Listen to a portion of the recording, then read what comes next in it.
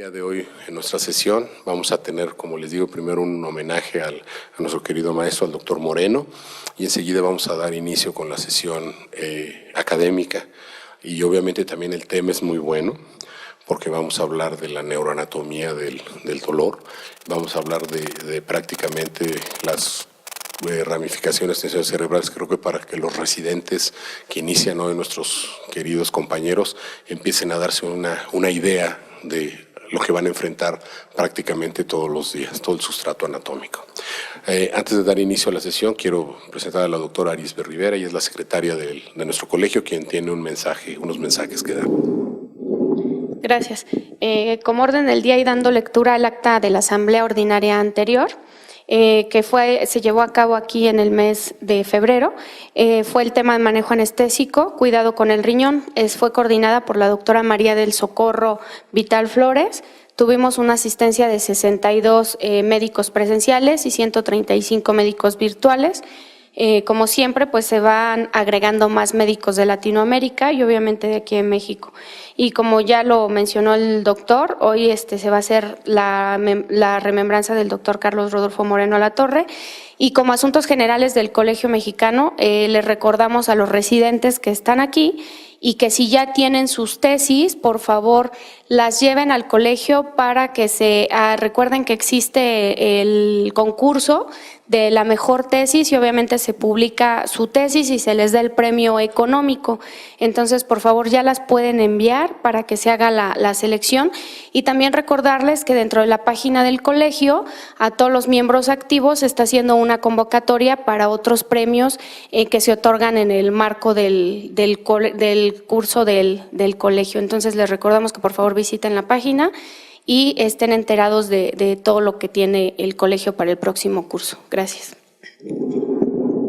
Gracias. Y como les comentaba, la primera parte de esta sesión quedará a cargo de nuestro querido compañero, amigo, colega y maestro, el doctor Sergio Ayala Sandoval, quien en un inicio va a hacer esta semblanza de nuestro querido doctor Moreno, y posteriormente tendremos, como les comenté, la sesión académica, que es la neuroanatomía de la anestesia, impartidas por el doctor Julio César Soto Barraza, que él es médico neurocirujano adscrito al Hospital Juárez, y por otra parte el doctor Luis Delgado Reyes, médico neurocirujano adscrito también al Hospital Juárez de México y profesor de la asignatura de Anatomía de la Facultad de Medicina de la UNAM.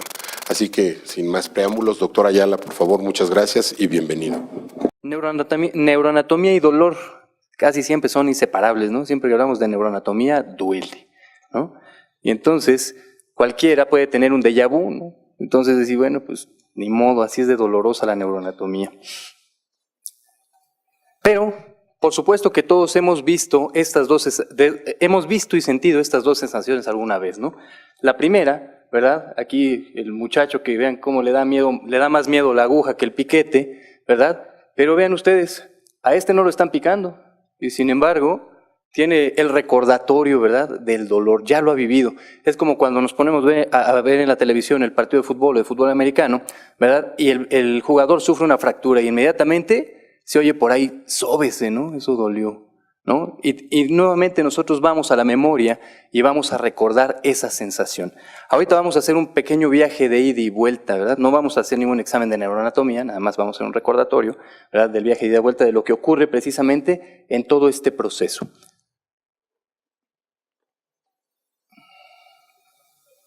Ok.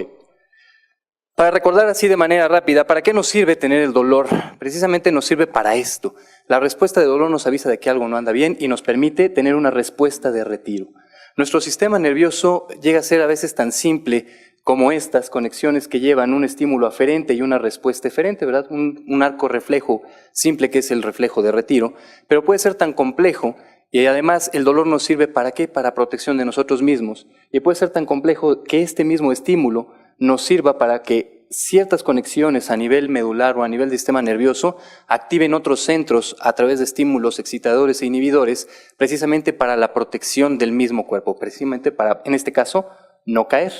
No vamos a hablar precisamente de estas conexiones tan complejas, solamente era para recordar cuál es la esencia de el que nosotros podamos sentir dolor. Nosotros vamos a hablar esencialmente de las vías específicas del dolor, que va a depender ¿de qué? Pues del estímulo.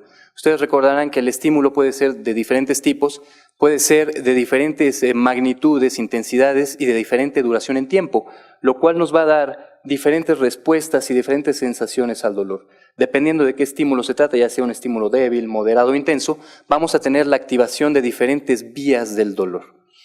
Entonces, de ahí que a nivel del tejido, cuando tenemos una lesión en el mismo tejido, en la piel o en los tejidos subcutáneos, vamos a tener la liberación de diferentes sustancias, ¿verdad? A nivel tisular vamos a tener algunas sustancias de liberación en la etapa aguda, como son la bradicinina, la serotonina, la histamina, prostaglandinas y sustancia P, para recordar P de pain, de dolor, ¿verdad? Descubierta el siglo pasado.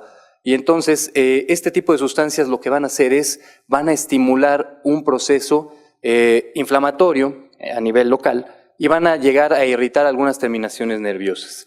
Entonces, aquí en este esquema podemos notar que hay una disrupción del tejido, la liberación de todas estas sustancias que ya habíamos nombrado y que a su vez estas sustancias van a producir una irritación en las vías aferentes, ¿verdad? En las fibras aferentes del dolor que van a llevar la información a nuestro sistema nervioso. Traduciendo una información, primero, pues ya puede ser química, mecánica o térmica, ¿verdad? A una información química, eléctrica, química. Y ahorita vamos a ver cómo se va desarrollando esta vía. Entonces habrá que recordar todas estas sustancias, de las cuales la más, la que produce mayor irritación y mayor proceso inflamatorio, pues va a ser esta, la bradicinina, aunque todas cuentan, ¿no? La histamina, las prostaglandinas, que nos van a dar un efecto agudo inflamatorio en ese lugar. Muy bien. Todos conocemos pues que esta liberación de estas sustancias va a producir generalmente en el estado agudo que se produce el ciclo del ácido araquidónico para la liberación de prostaglandinas que nos van a mediar algunas respuestas como son el dolor, la fiebre y la inflamación. Aquí es uno de los sitios donde inicia nuestro control del dolor. Vamos a hacer primero el viaje de ida y luego hacemos el de regreso y hablamos del control. Muy bien.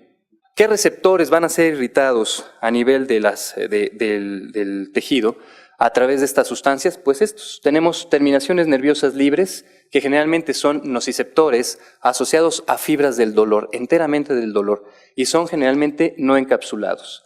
Vamos a tener también termorreceptores, que son encapsulados, y mecanorreceptores, que son encapsulados también, que van a recibir dos tipos de estímulos. Los termorreceptores van a recibir, como su nombre lo dice, pues estímulos térmicos, ya sean frío o caliente. Los mecanorreceptores van a recibir presión y tacto, pero vamos a notar que dependiendo de la intensidad de ese estímulo y de la duración de ese estímulo, pueden llegar a transmitir a través de las mismas fibras del dolor.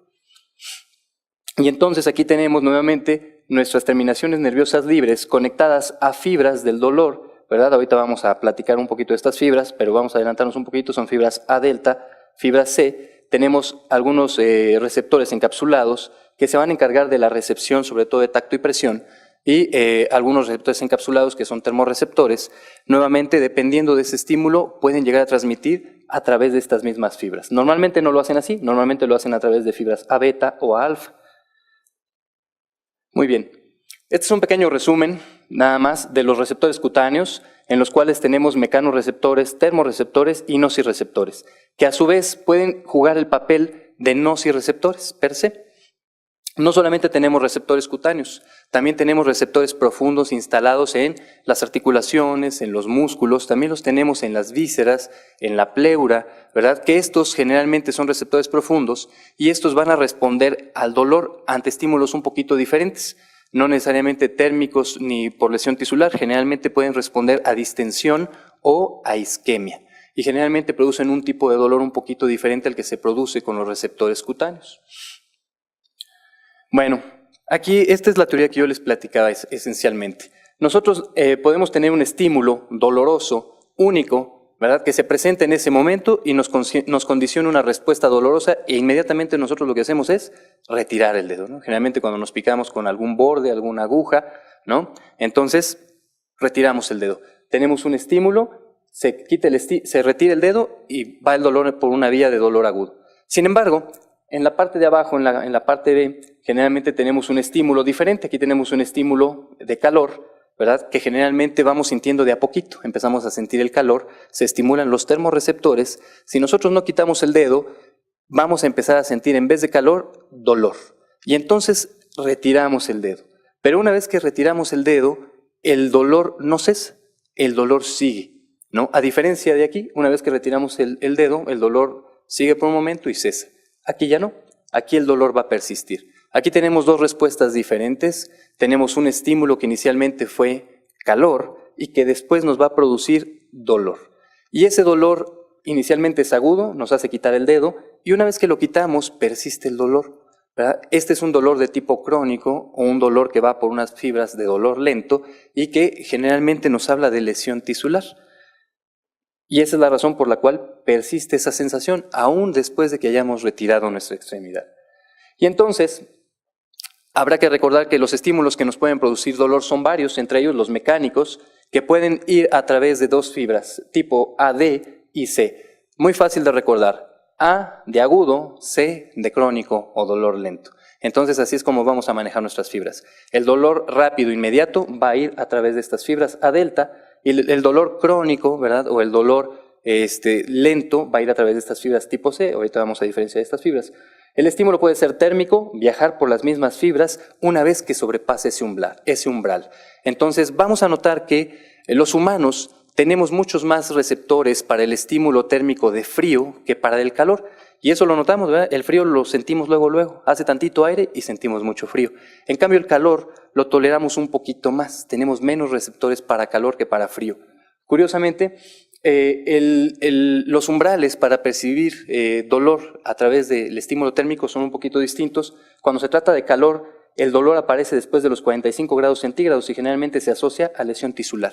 Y el dolor en el frío aparece cuando la temperatura disminuye por abajo de los 10 grados centígrados. Y es cuando aparece esta sensación de dolor. Y por último, el dolor químico, que no se refiere al contacto con algún químico. Generalmente el contacto con algún químico es una lesión por abrasión o por quemadura, ¿no? El dolor químico se refiere al dolor visceral, al mediado por sustancias químicas endógenas, les decía yo, generalmente asociados a distensión de las vísceras o a isquemia, y generalmente es un dolor de tipo lento, ¿verdad? Llevado por fibras tipo C. Muy bien. Salud. Para recordar así rápidamente, un nervio raquídeo va a estar compuesto tanto de fibras motoras como de fibras sensitivas. Realmente este esquema quiero que le pongan atención nada más a la vía roja, que es la vía de la nocicepción. La vía de la nocicepción va a ser un relevo en las astas posteriores y de ahí va a seguir su camino. Ahorita vamos a ver qué camino es el que sigue, pero como ustedes podrán notar, un solo nervio lleva diferentes raicillas que van a llevar diferente información que se integra aquí. ¿Para qué? Para toda la respuesta que vimos en un inicio de retiro, de sensación de dolor y de la continuación de este sistema del dolor. Muy bien. Tipos de fibras. Nada más, a manera de recordatorio, sabrán que las fibras motoras y sensitivas se dividen dependiendo de su grosor, de su mielinización, de su velocidad de conducción. Y entonces, para diferenciarlas un poquito, las sensitivas están en A y C. Dependiendo de la velocidad de conducción, ¿verdad? Están divididas en A alfa, A beta, A delta, dependiendo de su grosor, efectivamente, y de su mielinización. Y las fibras motoras son A, B y C. Entonces, normalmente uno pensaría que las fibras del dolor deberían ser las más rápidas, pero no. Si se fijan ustedes, las fibras del dolor son A delta y C, no son realmente las más rápidas. Las fibras más rápidas son las A alfa, A beta, que van a los usos musculares. Y entonces, aquí la importancia de esto. Curiosamente, cuando nosotros nos pegamos con algo o tocamos algo caliente, lo primero que hacemos es retirar la extremidad. De aquí que necesitemos estas fibras para tener mayor velocidad al retiro. Y unas fracciones de segundo después, percibimos el dolor. Y después seguimos sintiendo el dolor. Y después lo hacemos consciente, ¿no? El malestar que me dejó la sensación de dolor. Más o menos así es como se van transmitiendo en las diferentes velocidades. Por eso las fibras más rápidas tienen que ver con los usos musculares y el arco reflejo, para quitar precisamente nuestra extremidad. Nos vamos a enfocar precisamente a las vías aferentes, no en las eferentes. Por eso aquí vamos a hablar nada más de A delta y C, que van a tener un sitio de entrada en la médula espinal, en las astas posteriores, esencialmente en las láminas 1, 2, 4 y 5, aunque algunos textos van a variar en cuanto a los sitios en los que les ponen su sitio de entrada. Incluso en el mismo texto pueden variarlo, pero generalmente son estas láminas en las que van a hacer contacto nuestras fibras A delta y C, que se encargan de nociceptores, termorreceptores para frío, que generalmente son de dolor rápido, y termorreceptores para el calor, que son de dolor lento.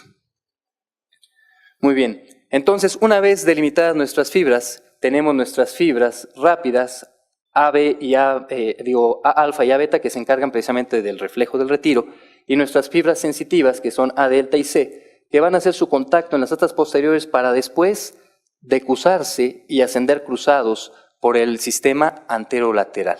Ahorita vamos a ver a qué nivel hacen estas conexiones en la médula espinal. Muy bien. A nivel medular, como pudimos ver, tenemos un estímulo en nuestro nervio periférico que va a provocar la despolarización de nuestra neurona y la conexión o nuestra siguiente sinapsis es a nivel de las astas posteriores. Ya vimos lámina 1, 2, 4, 5 y aquí van a cambiar los actores, nuestros neuromediadores químicos, se van a liberar los neurotransmisores que ya mencionó el maestro Luis Delgado, glutamato, que es excitador, aspartato, que es excitador, y sustancia P, que es excitador, a nivel de los cuernos dorsales o las astas dorsales de la médula espinal. Y todos estos van a mediar nuestra respuesta de dolor aquí, precisamente aquí, ¿verdad? En las astas posteriores. Para más adelante hacer contacto estas fibras A delta y C con la lámina 2, su contacto con la lámina 1 precisamente sirve para hacer contacto con niveles arriba, niveles abajo. Más adelante vamos a retomar el tema, entonces en el momento que entra el estímulo va a ascender y a descender 1 o 2 niveles esta misma sensación. Pero me interesa mucho que recuerden esta conexión con la lámina 2, ¿verdad? Con estas interneuronas. Más adelante la vamos a retomar. Hace conexión aquí y se vuelve a saltar a la lámina 4 y 5 con estas células, ¿verdad? Estas neuronas que se le conocen como células cordonales que van a conformar el núcleo propio de la lámina 4, de las cuales van a partir nuestras fibras del fascículo espinotalámico, que se va a cruzar a través de la comisura anterior para ascender a través de nuestro cordón lateral de la médula y la porción anterior de la médula, que va a formar nuestro sistema anterolateral. Muy bien. Las fibras del dolor tienen una distribución somatotópica, asimismo la recepción que tiene cada una de las sensaciones a nivel del cordón posterior. Aquí tenemos en rojo los impulsos que llevan dolor, ¿verdad? En las láminas que van a hacer contacto los impulsos que llevan dolor, y los no dolorosos en azul. Vamos a tener en el otro esquema M, todas las láminas que van a proyectar a diferentes segmentos de la misma médula. T, todas las láminas que van a proyectar hacia el tálamo directamente. Y por último, vamos a tener los que tienen R, los que van a enviar sus eferencias específicamente a la formación reticular, que es nada más prácticamente la lámina 1 de manera directa. Muy bien. Nuestro sistema anterolateral, una vez que ya pasamos nuestra primera sinapsis a nivel de las astas posteriores, tenemos que hablar de nuestro sistema anterolateral, ¿verdad? Que está dividido esencialmente en dos. En una vía neoespinotalámica, que ustedes recordarán cuando fueron ustedes a la facultad, que nos hablaban del haz espinotalámico lateral y el espinotalámico ventral, ¿verdad? Que generalmente están incluidos en esta vía neoespinotalámica. El lateral, decía la mnemotecnia LTD, lateral, temperatura y dolor. Ventral, que se nos gusta todo, ¿verdad? El viaje todo pagado. Ventral es tacto y presión. Es un poquito más fácil asociarlos así. Lo que se ha visto es que esencialmente toda la vía espinotalámica lleva todas las modalidades sensitivas. Sin embargo, las va distribuyendo de manera específica en los sitios que debe. Entonces, la vía neoespinotalámica no hace ningún tipo de relevo, asciende directamente hasta el tálamo, a unos núcleos talámicos que ahorita vamos a tocar, y la vía paleoespinotalámica es una vía un poquito más antigua que va haciendo ciertos relevos a nivel de algunos sitios del tallo cerebral. En pocas palabras, la neoespinotalámica es el viaje directo y la paleoespinotalámica es el guajolotero, ¿no? Va haciendo relevos en cualquier pueblito, ¿no? Entonces va haciendo relevos a través de fibras espinomesencefálicas y reticulares a nivel del tallo cerebral en bulbo, puente y mesencéfalo.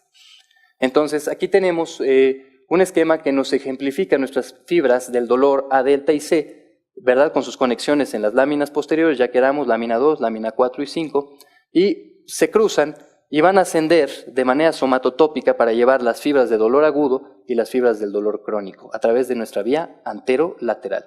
Esta vía anterolateral se divide en dos nuevamente, neoespinotalámico, paleoespinotalámico. El neoespinotalámico está en prácticamente rosa, pero va directo hacia la porción lateral posterior del tálamo, ventral posterior del tálamo, y la vía paleoespinotalámica va dejando ramitos a nivel de la formación reticular del tallo para terminar en los núcleos inespecíficos intralaminares del tálamo, que ya había platicado el maestro Delgado, que tienen que ver con el sistema del despertar. Y es por eso que un estímulo doloroso puede despertarnos, ¿no? Si en este momento le dan un codazo al compañero, lo pueden comprobar, ¿no? Se va a despertar. Muy bien. Nuestro fascículo espinotalámico, como habíamos comentado, tiene un origen en la lámina 4 y 5 en el núcleo propio de las células cordonales, se decusa a nivel de la comisura anterior, tiene una distribución somatotópica, aparte de la distribución de las fibras del dolor rápido y lento, vamos a ver que conforme van entrando a la médula, se van acomodando de lateral a medial, desde la porción inferior del cuerpo hacia la porción superior, ¿verdad? De lateral hacia medial. Y van a terminar en el tálamo en diferentes núcleos talámicos. Muy bien, entonces aquí tenemos nuestra distribución somatotópica. Todas las fibras en rojo son las fibras aferentes. Entonces tenemos nuestro nivel lumbosacro, va a ser más lateral que nuestro nivel cervical. Y va ascendiendo nuestra vía anterolateral, dando conexiones, vean ustedes, a nivel del bulbo, a los núcleos de la formación reticular del bulbo, en el puente, en el mesencéfalo. Entonces, ustedes se dan cuenta que esta misma vía da estas conexiones no solamente para activar algunos centros, como el centro del despertar, también nos va a dar una forma de autorregulación. Pero les decía que apenas vamos en el viaje de ida.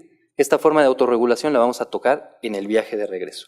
Para terminar esta vía, aquí, en el tálamo, en la porción ventral posterior del tálamo, ahorita vamos a ver qué distribución llevan cada una de estas fibras en el núcleo ventral posterior del tálamo, pero no solo ahí. A nivel talámico, el sitio principal de conexión de nuestra vía del dolor va a llegar a estos núcleos, ventral, posterolateral y medial. Va a llevar la información esencial del dolor de manera somatotópica. Al núcleo ventral lateral va a ir la porción de la sensibilidad del cuello para abajo y al núcleo medial va a ir toda la sensación dolorosa del cuello para arriba, prácticamente toda la cabeza. El núcleo posterior también recibe fibras de nuestra vía espinotalámica y esta vía a su vez lo va a enviar a la corteza de la ínsula y se cree que estas conexiones tienen relaciones con áreas de asociación con el dolor visceral y las respuestas viscerales al dolor. Los núcleos intralaminares, que tienen que ver precisamente con nuestro sistema del despertar en relación al dolor. Y por último, las conexiones también llegan a tocar al núcleo dorsomedial, que estas tienen que ver con el sistema límbico, que ya tocó el maestro Delgado hace rato, que es el sistema de las emociones, y de ahí la cara del muchacho cuando le estaban poniendo la inyección al otro compa, ¿verdad?, en la que él tenía la emoción, el matiz emocional del dolor. A él no lo estaban picando, pero él tenía esa sensación desagradable de dolor, ¿verdad?, que tiene que ver con este sistema límbico. Normalmente cuando algo nos duele, tenemos una sensación de bajón, ¿no? Entonces, el tálamo, no vamos a tocar realmente todos los núcleos, me gustaría que se enfoquen en estas sustancias que se ven azul marino aquí, y su correspondencia con la corteza, ¿verdad?, con la corteza parietal, sobre todo la corteza postcentral, a donde va a enviar esta información del dolor de manera primaria, que es nuestra corteza somestésica primaria, ¿verdad? Los demás núcleos implicados, los núcleos intralaminares que son inespecíficos, generalmente envían sus conexiones a toda la corteza de manera difusa, ¿verdad? Nuestro núcleo dorsomedial o medial dorsal conectado con la porción prefrontal que tiene que ver con conducta, que tiene que ver con juicio y que tiene que ver también con muy cercano al sistema del cíngulo, ¿verdad?, con cuestiones emocionales. Muy bien. Va a enviar nuevamente el sistema del dolor de manera somatotópica, ¿verdad?, a través de las fibras tálamo-corticales que ya había mencionado el maestro Delgado, a la porción ventral posterior del tálamo, les decía yo, del cuello hacia abajo en el ventral posterolateral, ¿verdad?, y la porción de la cabeza en el posteromedial. ¿Verdad? Aquí tenemos la distribución precisamente somatotópica de estas fibras para enviarlas a nuestro homúnculo sensitivo en la corteza parietal, lo cual nos lleva a nuestro nivel cortical. Nuestro nivel cortical es el sitio que va a recibir, a final de cuentas, nuestra sensación y la va a ordenar para decirnos, ¿sabes qué? Inicialmente tienes un estímulo, que es dolor, y después lo va a distribuir para decirnos precisamente dónde está, de qué tipo de dolor, si es urente, si es quemante, en fin. Lo va a enviar esencialmente aquí a la corteza parietal ascendente. Aquí tenemos nuestro homúnculo sensitivo, que ya conocemos todo, que parece como si estuviera mal dibujado, pero realmente tiene relación con las áreas de mayor representación sensitiva, ¿verdad?, que tiene que ver con la cara, la mano, ¿verdad?, y las porciones sobre todo ventrales, que es donde tenemos mayor capacidad de sensación, ¿verdad? Llega a las áreas 3, 1, 2, que son consideradas las áreas somestésicas primarias, y posteriormente a las áreas secundarias, que son 5 y 7, las áreas somestésicas secundarias. ¿Dónde están estas? Pues aquí. Aquí tenemos un pequeño corte de nuestra corteza poscentral, nuestro surco central. Aquí tenemos nuestra área motora. Tenemos las áreas somestésicas primarias, 3A, 3B, 1 y 2. Y posteriormente nuestras áreas somestésicas secundarias o áreas de asociación. Ahí es donde se integra toda esta información sensitiva de dolor. El tálamo, antes de pasarme un poquito, el tálamo también sirve como filtro y como regulador de esta sensación dolorosa.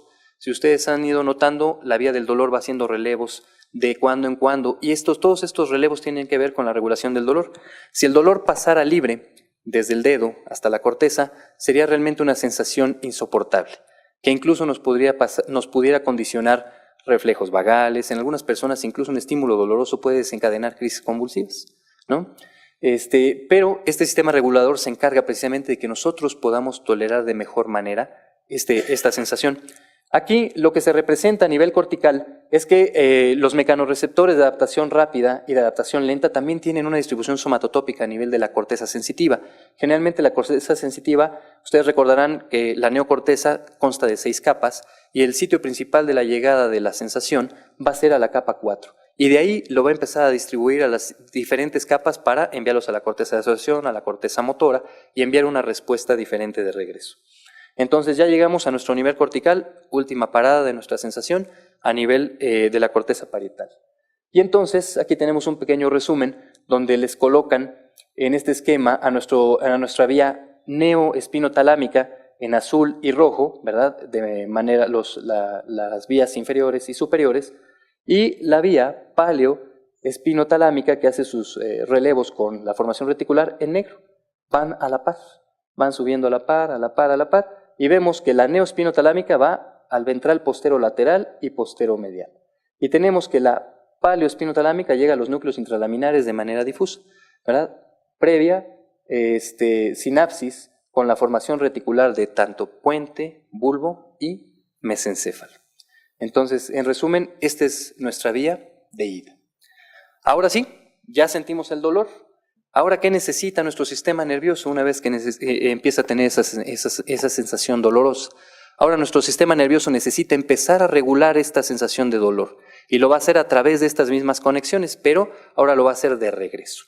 Entonces, vamos a hablar de unos neurotransmisores diferentes, algunos ya tocados por el maestro Delgado, ¿verdad? Inhibidores per se, GABA y glicina, ¿verdad? Endorfinas, que generalmente son producidas de manera endógena, encefalinas, que pueden ser endógenas o pueden ser también derivados exógenos de algunos fármacos que ustedes utilizan de manera común para el control de dolor, ¿verdad? Generalmente derivados morfínicos, ¿verdad? Y la serotonina es el ajonjolí de todos los moles, ¿verdad? Porque la serotonina, curiosamente, hay algunos neuromediadores que pueden fungir como excitadores o inhibidores, y algunos que pueden hacer las dos funciones dependiendo de los receptores en los cuales actúen, y la serotonina es uno de ellos.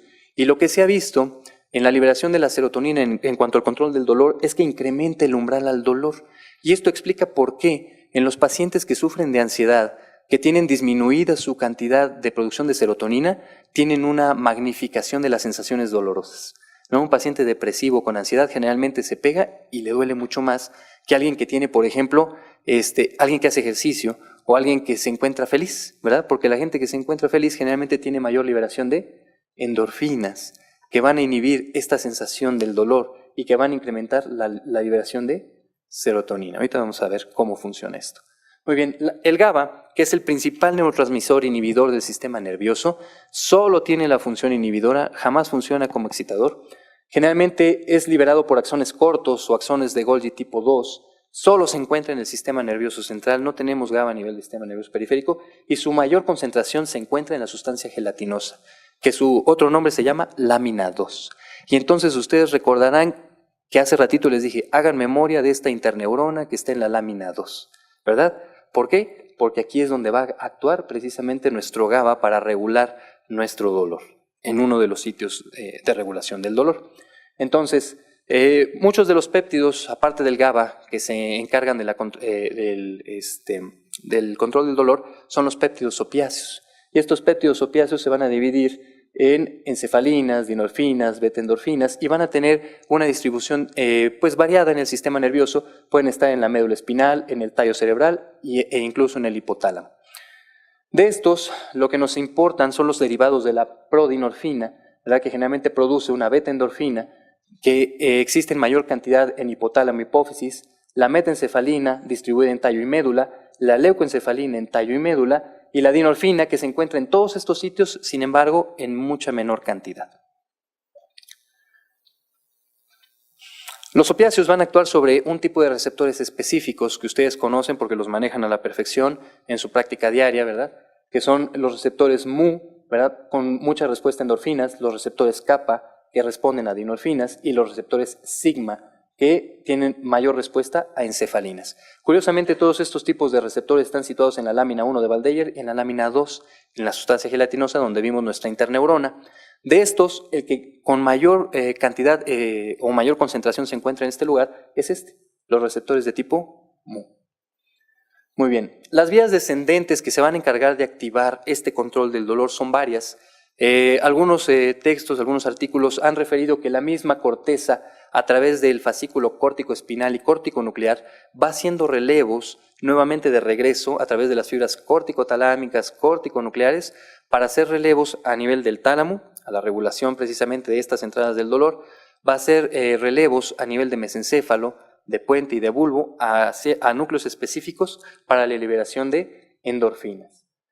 Otra vía que parte del mesencéfalo a través del haz tegmental central de la sustancia gris periacueductal va a liberar endorfinas que van a tener acción directa sobre núcleos inferiores, como son el núcleo magno del RAFE, que libera serotonina, y el núcleo paragigantocelular en el bulbo, que va a liberar nuevamente endorfinas. Ahorita vamos a ver cuál es el destino final de toda esta liberación de endorfinas y de serotonina. Y las astas posteriores per se tienen sitios para liberación tanto de encefalinas, endorfinas, serotonina y GABA. Prácticamente en el sitio terminal tenemos todos los neurotransmisores inhibidores para el control del dolor.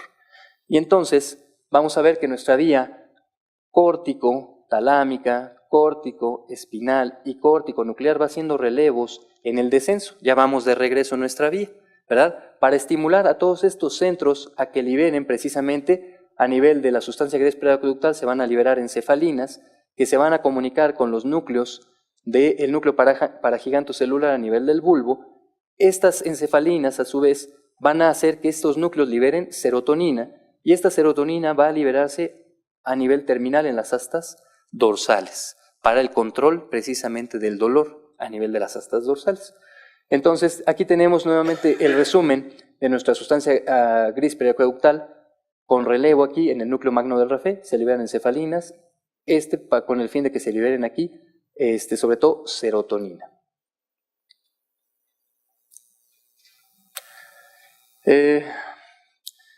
¿Cuál es el objetivo final de esto? El objetivo final es que a nivel de nuestra asta posterior se liberen varias sustancias, entre ellas encefalinas, serotonina, y también se ha encontrado que el locus ceruleus tiene algunas ramificaciones que van directamente al asta posterior para estimular algunos receptores alfa-adrenérgicos que van a inhibir precisamente la liberación de sustancias excitadoras a nivel del asta dorsal. ¿Qué sustancias van a inhibir? Precisamente a esta, a la sustancia P, que se liberó inicialmente como un mecanismo excitador de nuestra asta posterior, ¿verdad?, a la sustancia P, pero solamente estamos inhibiendo a una, nos falta otra, nos falta el glutamato, ¿verdad?, que era el otro neurotransmisor excitador que se liberó en la ida, ¿no?, en la ida. Y precisamente ese neurotransmisor glutamato va a ser inhibido precisamente por las neuronas o por las interneuronas inhibidoras que van a liberar sobre todo GABA. Y entonces, aparte del mecanismo descendente del control del dolor, vamos a tener un mecanismo local conocido como el mecanismo de la compuerta del dolor, en donde aquí tenemos nuestras neuronas de la lámina 2, ¿verdad?, nuestra interneurona, y nuestra neurona de la lámina 4, donde veamos qué sucede. Tenemos nuestras terminaciones nerviosas nociceptivas A, delta y C, que van a hacer un relevo en la lámina 2, ¿verdad?, excitatorio, liberan glutamato, y otro relevo en la lámina 4, excitatorio glutamato. Aquí directamente va a transmitir el dolor, ¿verdad? A través de nuestra vía anterolateral. Pero vean qué sucede con la primera. Va a excitar a una interneurona GABAérgica. Esta es una interneurona GABAérgica que va a producir inhibición sobre esta neurona cordonal. Entonces, el mismo estímulo doloroso va a producir la autorregulación del dolor a nivel del sistema de la compuerta. Pero no solo eso. Ustedes recordarán que teníamos otras fibras que entraban a estas láminas, que son más rápidas, y vean ustedes, fibras A delta y A beta, que vienen de los usos musculares y de los mecanorreceptores, que también hacen la misma conexión. Y entonces, este mecanismo de compuerta del dolor explica por qué cuando tenemos dolor nos sobamos, ¿verdad? Nos sobamos y entonces se activan estas y van a producir este mecanismo inhibidor y entonces disminuye el dolor.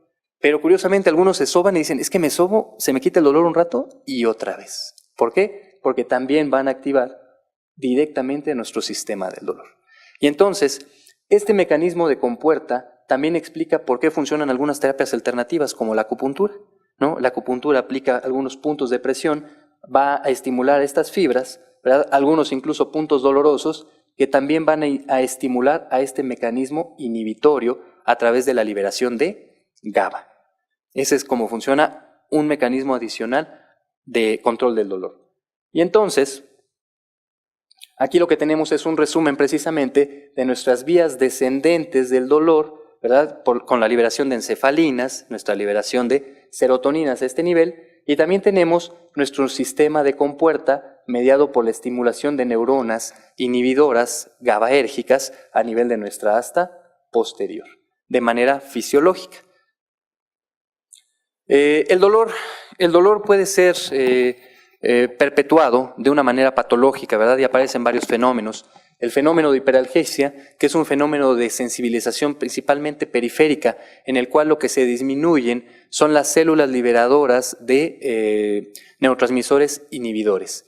Y también tenemos la sensación de hiperalgesia, pues es una sensación de dolor incrementada, como les platicaba yo en las sensaciones de ansiedad y depresión, donde se incrementa la sensación específica del dolor o se magnifica la sensación de dolor precisamente por la disminución de la cantidad de serotonina. Pero existe otro término, el término alodinia, que es un fenómeno de sensibilización central en el cual se percibe un estímulo doloroso, aunque el estímulo no necesariamente sea doloroso, ¿no? Y entonces esto generalmente se debe a mecanismos alterados en la sensibilidad central, ya sea a nivel talámico, por ejemplo en los síndromes de Dejerine-Rousseau, donde el paciente siente dolor y no siente la extremidad. O, por ejemplo, en las sensaciones de quemaduras, donde ya tenemos una lesión tisular y tenemos una sensibilización de esa porción, y entonces un estímulo que normalmente no me dolía, como es el soplar el dedo, ahora me produce una sensación dolorosa. Muy bien. Hace ratito platicábamos acerca de la entrada de las fibras aferentes a la porción de la zona postero marginal del Isauer, de las fibras A delta y C, que tienen que ascienden un nivel y descienden un nivel, y eso nos da el patrón de dolor irradiado. Aquí tenemos los dermatomas que comparten generalmente algunas raicillas, varios dermatomas, y al nivel de la entrada de la médula también van a compartir un nivel arriba o 2 niveles arriba y 2 niveles abajo. Y es por eso que cuando tenemos un dolor, por ejemplo, del antebrazo, se puede irradiar algún otro dermatoma, ¿no? Es precisamente por estas conexiones tanto periféricas como centrales a nivel del asta posterior. ¿Cómo podemos actuar e incidir? De manera fisiológica ya vimos que trata de autorregularse el dolor, pero nosotros incidimos de manera médica y farmacológica sobre este dolor. Lo hacemos a varios niveles. El más común y esencial es el dolor agudo, el dolor producido por la inflamación, y lo incidimos aquí a través de la inhibición del ciclo del ácido araquidónico, a través de fármacos analgésicos e inflamatorios no esteroideos. Pero solamente funcionan en este ciclo, a nivel tisular. No funcionan para inhibir las fibras centrales del dolor. Y entonces, aquí aparecen otros fármacos diversos que van a adicionar a todo el sistema que ya vimos, ya sean fármacos derivados morfínicos que van a favorecer la liberación de opiáceos y la sensibilización de receptores para opiáceos.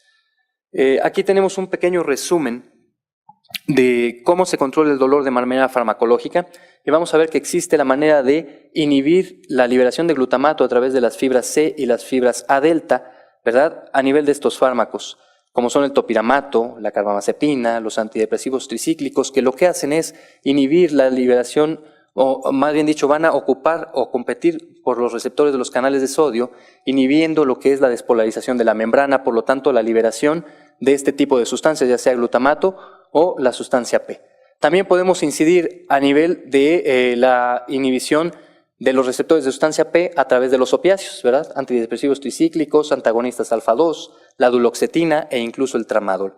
Y también podemos estimular la liberación de GABA y la sensibilización de los receptores GABAérgicos a través de dextrometorfán, topiramato, gabapentina, pregabalina, y aquí también entra el valproato. El valproato tiene una acción dual. El valproato puede inhibir aquí y también puede inhibir aquí. Tiene estos dos tipos de acciones. Entonces, como ustedes podrán ver, la utilización de algunos fármacos puede ser un efecto sumatorio, siempre y cuando nosotros estemos utilizando los fármacos para sumar efectos inhibidores, ya sea a nivel periférico, como son los AINES, ya sea a nivel central, como son algunos estabilizadores de membrana, algunos inhibidores de canales de sodio, ¿verdad? O algunos facilitadores de liberación de GABA y de la sensibilización de estos receptores.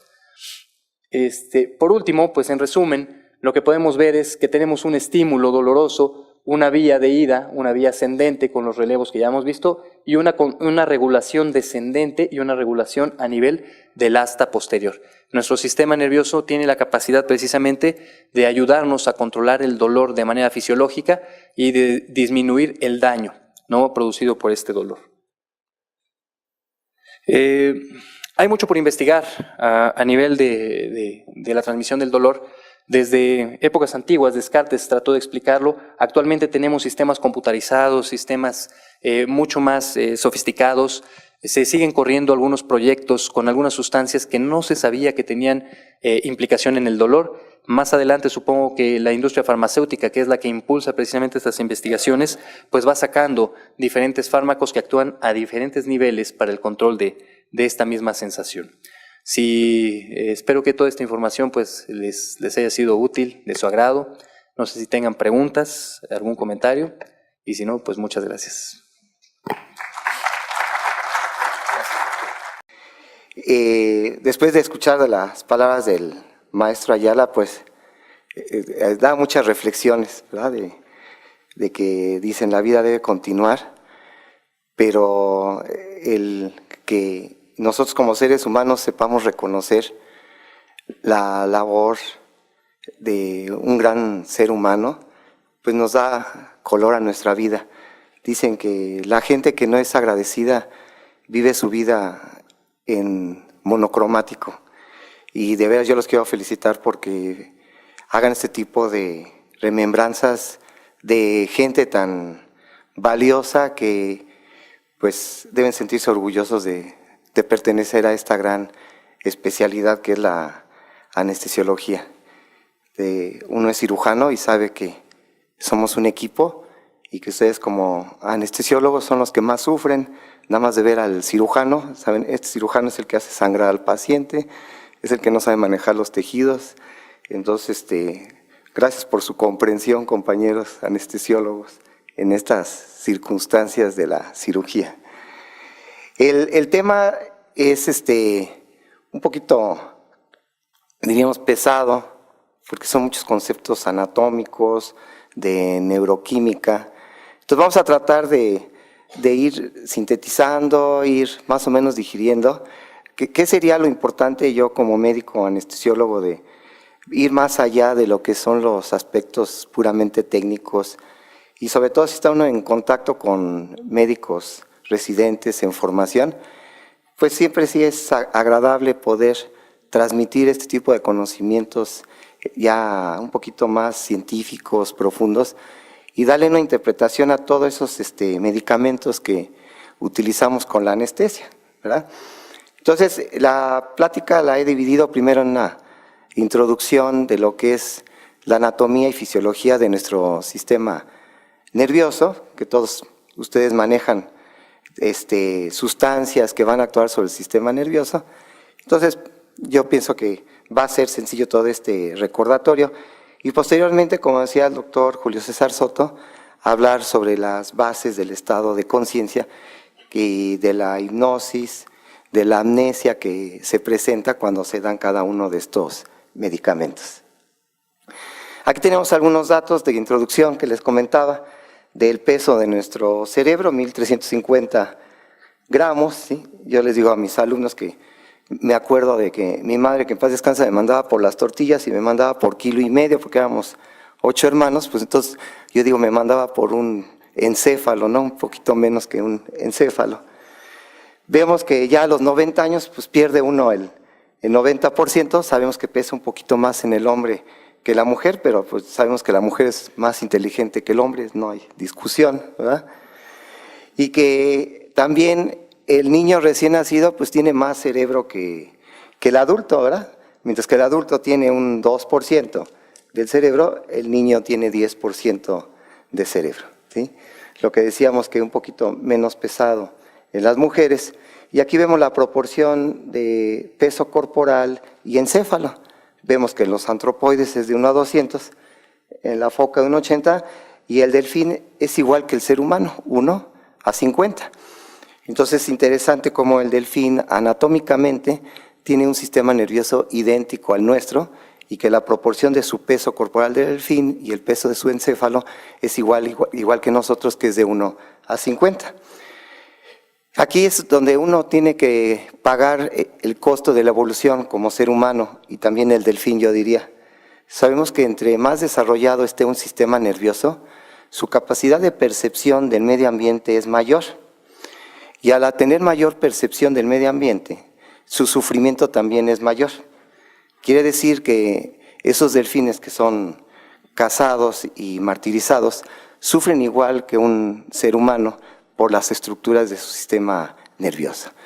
Entonces, dice uno que efectivamente, ¿cuáles son los individuos que más sufren en este mundo por el desarrollo del sistema nervioso? Sería pues el delfín y nosotros como seres humanos. Aquí tenemos el crecimiento del encéfalo del recién nacido, más o menos 350 gramos, y cómo al año de edad propiamente ya llega a los 950 gramos. Quiere decir que en el primer año de vida nuestro encéfalo triplica su peso. Y es interesante cómo sabemos que propiamente después del nacimiento no hay reproducción neuronal, pero es cuando se presenta toda esa arborización, toda esa formación de dendritas, axones y de sinapsis, de tal manera que el niño al año de edad ya tiene una gran cantidad de sinapsis y es capaz de aprender muchos conceptos que están en el medio ambiente, de tal manera que si en su casa hablan varios idiomas, pues va a aprender el niño varios idiomas, y toda su capacidad de recepción es mayor que alguien ya de edad, aunque sabemos que con la edad pierde uno ciertas capacidades de aprendizaje, pero nunca deja uno de aprender.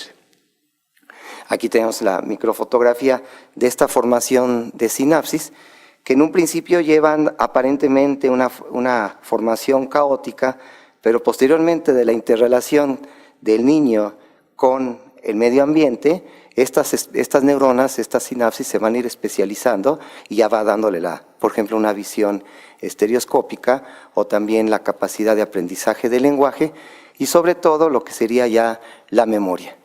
Y cómo el lenguaje va junto con la memoria. Por eso tenemos recuerdos, nosotros éramos niños de 3, 4 años, que es cuando más o menos empezó a integrar nuestro lenguaje.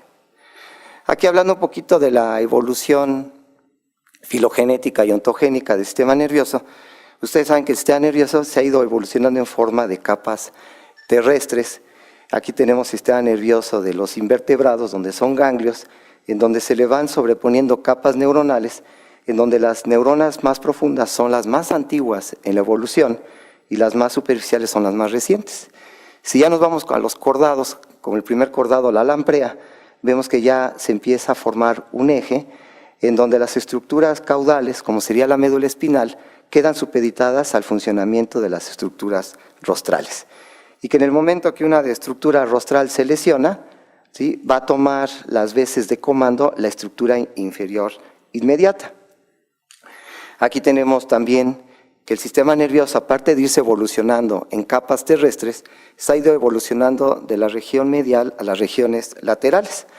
Y vemos cómo las regiones laterales del cerebro son las regiones más recientes, mientras que las de la capa medial o la cara medial son las más antiguas. De ahí que queda un sistema integrador y sistemas específicos en el sentido lateral. Aquí tenemos el sistema nervioso de un mono, en donde las estructuras talámicas, el complejo de núcleos talámicos, los núcleos centrales, como serían los intralaminares, se proyectan a las regiones mesiales, mientras que los núcleos laterales se proyectan a las regiones laterales de los hemisferios cerebrales. Y aquí ya tendríamos la integración, tanto del modelo geológico como también un modelo donde las regiones mediales son inespecíficas y las regiones laterales son específicas y se van creando circuitos reverberantes a cada uno de estos niveles. Aquí tenemos el ejemplo de la evolución de la porción rostral de nuestro sistema nervioso, de lo que sería la telencefalización, en donde el polo frontal y temporal se van desarrollando en diferentes especies, y que si le comparamos con la ontogenia, esa filogenia, lo mismo sucede en el feto, en donde empieza a haber un fenómeno de operculación en la cisura lateral de Silvio, en donde se van a integrar las áreas del lenguaje, el área de Broca y de Wernicke, y que posteriormente se presenta el proceso de girencéfalos, en donde en un pequeño volumen tengo una superficie cortical muy grande. Y aquí el modelo geológico que comentábamos como capas terrestres, donde nuestro cerebro reptiliano se le ha agregado un sistema límbico, que es el cerebro lúdico, el del juego, el de las emociones, que aparece hasta los mamíferos, y posteriormente nosotros como mamíferos superiores, lo que sería la neocorteza. Aquí tenemos ejemplos de cómo se ha ido desarrollando esta corteza, de una arquicorteza, paleocorteza y neocorteza, hasta llegar aquí en los mamíferos placentarios, en donde se forma el cuerpo calloso, que lo carecen los mamíferos marsupiales, como sería un canguro que no tiene el cuerpo calloso. Aquí sería la integración de cómo funciona nuestro sistema nervioso, ¿verdad? Desde un nivel inferior, reflejos no condicionados, que sería el id en Sigmund Freud, y que serían los actos innatos estereotipados. Y después tenemos un nivel medio que describió Iván Pablo como los reflejos condicionados, y que está formado por estructuras de áreas corticales primarias, el área sensitivo-motora, el área auditiva y visual, que nos diría el yo, y es una conducta adaptativa y adquirida. Y por último tendríamos el nivel superior, que es el que nos sirve para diferenciarnos de las otras especies, que sería el superego, en donde nos da las características como seres humanos. Ustedes saben que muchos de los anestésicos que utilizan, pues van a ir deprimiendo al sistema nervioso central en forma también filogenética y ontogénica, ¿verdad? En donde las estructuras corticales, que sería el nivel superior, son las primeras en bloquearse. Posteriormente ya empieza a haber una pérdida de las áreas sensitivo-motoras y visual, y siendo la última la auditiva. Ya ven que cuando el paciente ya empieza a un estado de inconsciencia, lo último que deja de escuchar, lo único que deja de percibir es la audición. De ahí que debe tener mucho cuidado de todavía lo que está hablando antes de que el paciente se duerma, ¿no? Porque aparentemente ya está dormido y todavía no está escuchando. Y por otro lado, sabemos que se van a deprimir centros inferiores que van a hacer lo de la postura, centro respiratorio, cardiomoderador, así como también estímulos de centros de la náusea y del vómito que pueden presentar estos pacientes. Aquí tenemos la integración muy simple del funcionamiento de nuestro sistema nervioso, aferencias estereoceptivas, ¿verdad? La audición, la visión, la olfacción, propioceptivas, que sería la sensación de posición, movimiento de nuestras extremidades, interoceptivas, que sería la información visceral, y que va a entrar a nuestro eje encéfalo-medular, que se va a integrar en estos 4 niveles. El nivel reflejo, ¿sí? En donde entra luz y se presenta el reflejo fotomotor, un reflejo instintivo, que sería como el de la alimentación, el de la lucha, el de la huida, el nivel emocional, que se integra, ¿sí? Junto con el instinto, y el nivel que nos va a diferenciar, que sería el nivel intelectual. Y nuestras respuestas son muy simples, ¿verdad? Sería ya sea con movimiento o con secreción. Así sería en una forma muy simple de cómo está funcionando nuestro sistema nervioso y cómo muchos anestésicos van a ir actuando en estos diferentes niveles. Conciencia. Ahí vemos la definición de conciencia en forma muy general, darse cuenta de sí mismo, ¿verdad?, de lo que sucede en el medio ambiente, responder en forma adecuada a estímulos externos e internos y recordar los hechos que acaban de suceder. Y aquí viene lo interesante de nosotros como seres humanos. Ahorita podemos estar aquí sentados, parados en el auditorio, y aunque estamos presentes en cuerpo presente, nuestra mente puede estar pensando en otras cosas, ¿verdad? Y puede estar pensando en lo que hice ayer o lo que hice la semana pasada, y también estar pensando lo que voy a hacer saliendo de aquí o qué voy a hacer mañana, ¿verdad? Esto nos los permite mucho de nuestra capacidad de abstracción que nos da la evolución del lenguaje. Muy distinto a lo que sucede con otras especies, como sería un perrito. El perrito, si está conmigo, está plenamente conmigo. No está pensando qué hizo ayer ni qué va a hacer al rato, ¿verdad? Entonces, su capacidad de cerebral, de modular, solamente le permite el vivir el aquí y el ahora. Y nosotros como seres humanos tenemos esa capacidad de abstraernos y aparentemente estar presentes aquí, pero nuestra mente en otro lado. Es cuando dice uno que verdaderamente qué tan consciente estoy de lo que está sucediendo en mi medio ambiente, ¿verdad? Y uno lo ve con los alumnos, que a veces parecen pescados de Jamaica o de la viga, que están con los ojos abiertos, pero están muertos en realidad, ¿verdad? O sea, nada más les pregunta uno qué acabo de decir y el alumno estaba con los ojos abiertos, pero en realidad no estaba consciente de lo que estaba sucediendo en ese momento, ¿sí? Entonces, vamos a observar que los componentes de la conciencia, aquí los tenemos, que sería el estado de despierto y el contenido del pensamiento. Ustedes saben que muchos pacientes están despiertos, están en estado de vigilia, están alertas, aparentemente atentos, pero en realidad, ¿sí?, observamos que cuando exploramos lo que es el contenido del pensamiento, que son las funciones cerebrales superiores, vemos que esos pacientes tienen trastornos de sus funciones cerebrales superiores, que es muy característico, por ejemplo, de los pacientes afásicos. Por ahí tendríamos una cara lateral de nuestro hemisferio cerebral, ¿sí?, con el frontal, el parietal, el occipital, el temporal, y aquí las áreas del lenguaje en la operculación, y aquí el cerebelo.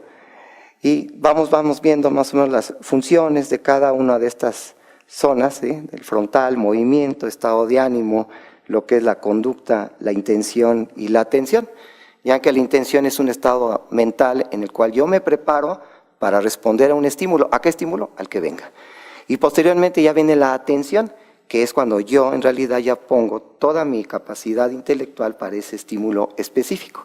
Es lo que sé con muchos alumnos, ¿verdad? Entran con muy buenas intenciones a la clase, a escuchar lo que venga, y ya no ponen nada de atención porque se quedan dormidos a la mitad de la clase, ¿verdad? Nos da la capacidad de juicio, de autocrítica, y el lóbulo parietal, pues sabemos que es el que nos va a dar todo lo que sería la sensibilidad general, la topognosia, la somatognosia, el occipital, la visión, con la capacidad visoespacial, así como el reconocimiento de rostros. Y el lóbulo temporal, que es el lóbulo epileptógeno, la audición, la olfacción, las emociones y la memoria a hechos recientes, ya ven en la región la sustancia hipocampal, en la cara medial del lóbulo temporal. Y el cerebelo pues, sería el equilibrio y lo que sería el tono muscular y la coordinación. Si nos vamos a la cara medial, tendríamos aquí la corteza cerebral girencefálica, el cuerpo calloso que decíamos que se desarrolla a partir de los mamíferos placentarios, el tálamo, ¿sí?, el hipotálamo, el cerebelo y nuestro tronco cerebral, ¿verdad?, el mesencéfalo, el puente y la médula oblongada o el bulbo raquídeo. Y en esta cara medial podemos ir sintetizando más o menos cuáles serían las funciones de cada una de estas áreas, así, estos complejos nucleares muy voluminosos. Tenemos el tálamo, un centro integrador, sensitivo motor, que se proyecta a la corteza y a su vez recibe proyecciones corticales, ¿verdad?, que son las fibras tálamo-corticales y corticotalámicas, que ustedes saben que son glutaminérgicas. Entonces se libera gran cantidad de glutamato con los receptores N-metil de aspartato, los NMDA, y ustedes saben que aquí van a actuar gran cantidad de anestésicos. El otro gran neurotransmisor en donde va a actuar los anestésicos sería el GABA como un neurotransmisor inhibitorio, mientras que el glutamato como un neurotransmisor excitatorio. Entonces, muchas de esas sustancias van a actuar en estas proyecciones talamo-corticales y corticotalámicas. El hipotálamo, como un centro nervioso vegetativo que controla nuestra homeostasis interna, mucho que ver con la temperatura, ahí estaría sobre todo en la región anterior, que sirve para liberar calor, y la región posterolateral del hipotálamo sirve para conservar calor. Ya ustedes saben que cuando hay trastornos de la región anterior, ahí en el órgano vasculoso de la lámina terminal, que estaría aquí en este sitio, la lámina terminal, es donde se va a regular la temperatura. También el control visceral, así como también función endocrina por el sistema porte hipotálamo hipoficiario y por las hormonas antidiurética y vasopresina. El mesencéfalo, porción más rostral del tronco cerebral, que va a regular parte de lo que sería el estado de despierto, los reflejos pupilares, el fotomotor, el de acomodación y el consensual, así como también los movimientos oculares verticales. Y el puente, postura a través de las vías reticuloespinales, así como también reflejo corneal, los óculos cefálicos y los óculovestibulares, así como los movimientos oculares, pero ahora en sentido horizontal. Y el bulbo raquídeo, pues los reflejos de deglución, tosígeno, nauseoso, así como los centros respiratorios y vasomotor y cardiovascular. Entonces, ustedes ya saben mejor que yo cómo cada uno de estos anestésicos van a ir actuando a diferentes niveles y ustedes ya van viendo sus planos anestésicos, ¿verdad? Y ya de acuerdo a ese plano anestésico van viendo cómo van alterándose las pupilas con miosis, midriasis y después pupilas paralíticas, quiere decir que ya voy en un plano anestésico mucho más profundo. Lo mismo va sucediendo, ¿verdad?, con los reflejos palpebral, el reflejo corneal, así ya como también los reflejos en la médula elongada, así como también una depresión respiratoria y la depresión cardiovascular.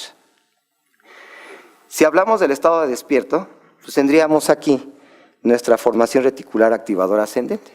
¿Dónde se encuentra esta formación reticular activadora ascendente? Se va a encontrar aquí en la unión ponto-mesencefálica. En esta unión ponto-mesencefálica se va a proyectar a través del tracto tegmental central, se van a proyectar a lo que sería el tálamo, a los núcleos intralaminares, que son los más antiguos, que a su vez estos se proyectan a toda la corteza cerebral, aunque también hay fibras de esta formación reticular activadora ascendente que se van a proyectar directamente a toda la corteza cerebral, que son sobre todo las sustancias noradrenérgicas. Y entonces podríamos ir viendo en este esquema, en una vista lateral del tronco cerebral, este sistema reticular activador ascendente, entonces se va a encontrar exactamente en esta unión ponto-mesencefálica y que se va a proyectar a través del tracto tegmental central al diencéfalo, donde estaría el tálamo, el hipotálamo. Y entonces se proyecta al diencéfalo, tálamo, hipotálamo, y de ahí se va a proyectar a toda la corteza cerebral. Y si hacemos un corte transversal de esta unión ponto-mesencefálica, tendríamos aquí los tres principales núcleos que forman el sistema reticular activador ascendente, que sería el locus coeruleus, que es noradrenérgico, el núcleo pedúnculo pontino, que es colinérgico, y el núcleo central reticular oral pontino, que es de glutamato. Y entonces aquí tendríamos la proyección del locus coeruleus, que es el único núcleo de esta formación reticular que tiene proyección directa a la corteza sin necesidad de hacer conexión en el diencéfalo. Y por otro lado tendríamos el núcleo pedúnculo pontino, que es colinérgico, que sí se tiene que proyectar al tálamo, y de ahí también el reticular central oral al tálamo y posteriormente a la corteza cerebral. De esta activación de la formación reticular activadora ascendente va a resultar, si colocamos nosotros electrodos de superficie, el electroencefalograma, que ustedes ya también lo utilizan muchas veces como un monitoreo para ver la sedación, sobre todo profunda, en sus pacientes, y ya ven, puede haber a través de ese monitoreo y un histograma electroencefalográfico biespectral, puedo ir sabiendo más o menos el grado de profundidad de sedación que tiene mi paciente. Y entonces sabemos que en condiciones normales, un sujeto que está despierto, con los ojos cerrados y relajado, va a tener este ritmo alfa, ¿verdad?, de 8 a 12 Hz. Pero el paciente cuando está atento, cuando está despierto, ¿sí?, poniendo atención a un estímulo, pues va a ser el ritmo beta, donde baja el voltaje y también aumenta la frecuencia a más de 13 Hz. Posteriormente, si el sujeto empieza a quedarse somnoliento, ¿sí?, empieza a soñar en tetas, ¿verdad? Es decir, cuando vean a un compañero a un lado y está soñando, está dormido, nos da envidia porque está soñando en tetas, porque tiene las ondas teta, ¿verdad? Que son de 3 a 7 Hz. Los que están dormidos ahorita los envidio porque están soñando en tetas. Y vemos que también puede haber el ritmo delta, que puede ser normales en niños lactantes menores de 6 años, puede ser normales en algunas fases del sueño, pero muchas veces se consideran patológico, que me habla de una pérdida neuronal muy importante, que es de menos de 3 Hz. Sabemos que dentro del episodio del sueño, tenemos un sueño superficial, un sueño profundo, y dentro del sueño profundo se presentan las fases MOR o la fase REM, ¿verdad? En donde se presenta un ritmo paradójico, en donde el paciente está dormido plenamente y de repente empieza a tener un ritmo beta como si estuviera despierto. Y es el momento donde presenta las ensoñaciones y es donde se va a sincronizar el lóbulo temporal y se desincroniza el resto de la corteza cerebral, y a nivel del lóbulo temporal es donde se inicia lo que sería ya propiamente el fortalecimiento o la consolidación de la memoria. De ahí tan importante las fases MOR durante el sueño. Si hablamos de neurotransmisores, bueno, son bastantes neurotransmisores, ¿sí? Pero es interesante ver cómo el sistema nervioso central es un centro que produce una gran cantidad de sustancias. Probablemente funciona como una glándula, ¿verdad? Y que esa gran cantidad de sustancias que son neurotransmisores, unos excitatorios, unos inhibitorios, o bien son aminoácidos excitatorios como el glutamato, o inhibitorios como el GABA, ¿sí? Todas estas sustancias son muy importantes para que el sistema nervioso funcione adecuadamente. Nada más a recordar, por ejemplo, la desgracia de tener una enfermedad de Alzheimer, en donde el neurotransmisor primero que se empieza a depletar sería la acetilcolina.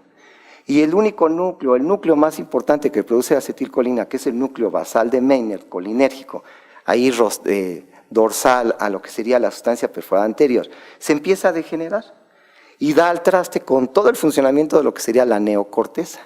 Entonces, quiere decir que mi capacidad intelectual depende de un pequeño núcleo, que es el núcleo basal de Meynert.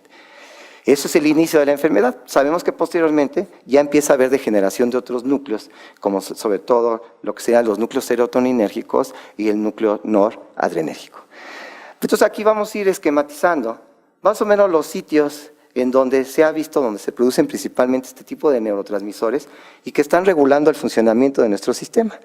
Aquí tenemos lo que sería el área tegmental ventral, que ahí la estamos colocando en la porción ventral del mesencéfalo, y que esta área tegmental ventral es la que tiene relación con lo que sería todo el deseo, las emociones, y por lo tanto se relaciona con muchas drogas lícitas o ilícitas, como podrían ser los mismos medicamentos, y de esta área tegmental ventral se va a estar proyectando a lo que sería a esta porción, que sería el núcleo accumbens. Recuerden que el núcleo accumbens es lo que se denomina el estriado ventral. Recuerden un poquito el cuerpo estriado, ¿sí? El núcleo lenticular, con los hombres gay, ¿no? El putamen y el globo pálido, ¿verdad?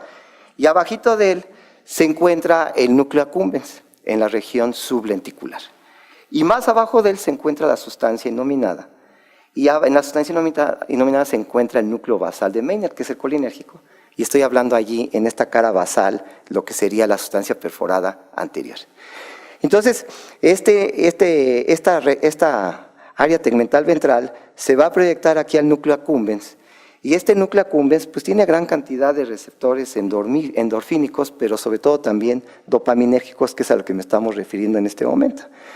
Y este núcleo tegmental ventral también tiene una proyección especial a lo que sería a la amígdala.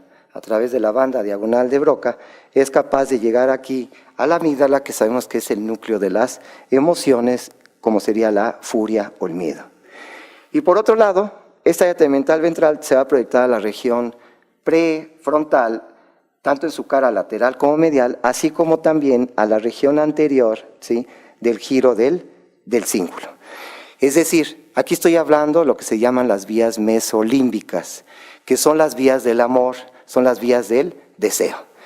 Cuando el sujeto tiene alteración de estas vías mesolímbicas, ¿sí?, del área tegmental ventral hacia el núcleo accumbens y a la región prefrontal y a la región anterior del cíngulo, el sujeto cae en una apatía total y pierde todo lo que sería el deseo.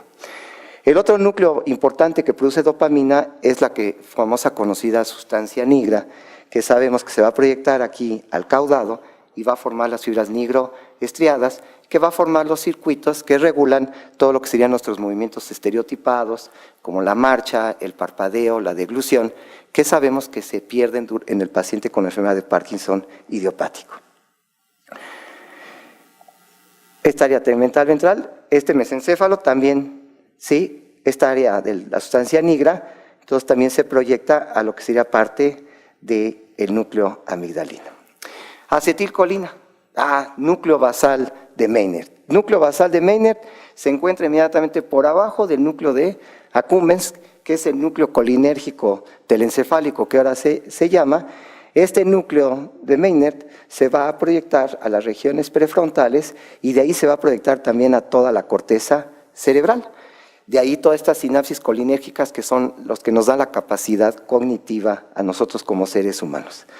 A través de este tracto que es el fornix, que forma parte del sistema límbico, ¿sí?, este núcleo basal se va a conectar con el hipocampo, por lo tanto tiene que ver también con los mecanismos de memoria, sobre todo a hechos recientes.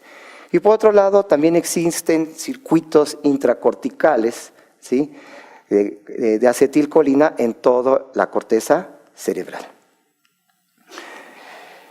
Y aquí tendríamos otro núcleo colinérgico, que era el que veíamos hace rato, que es el núcleo pedúnculo pontino, que formaba parte de la formación reticular activadora ascendente y que tiene la característica de proyectarse hacia la médula espinal, formando también lo que sería parte de lo que serían las vías parasimpáticas, como sería del nervio vago.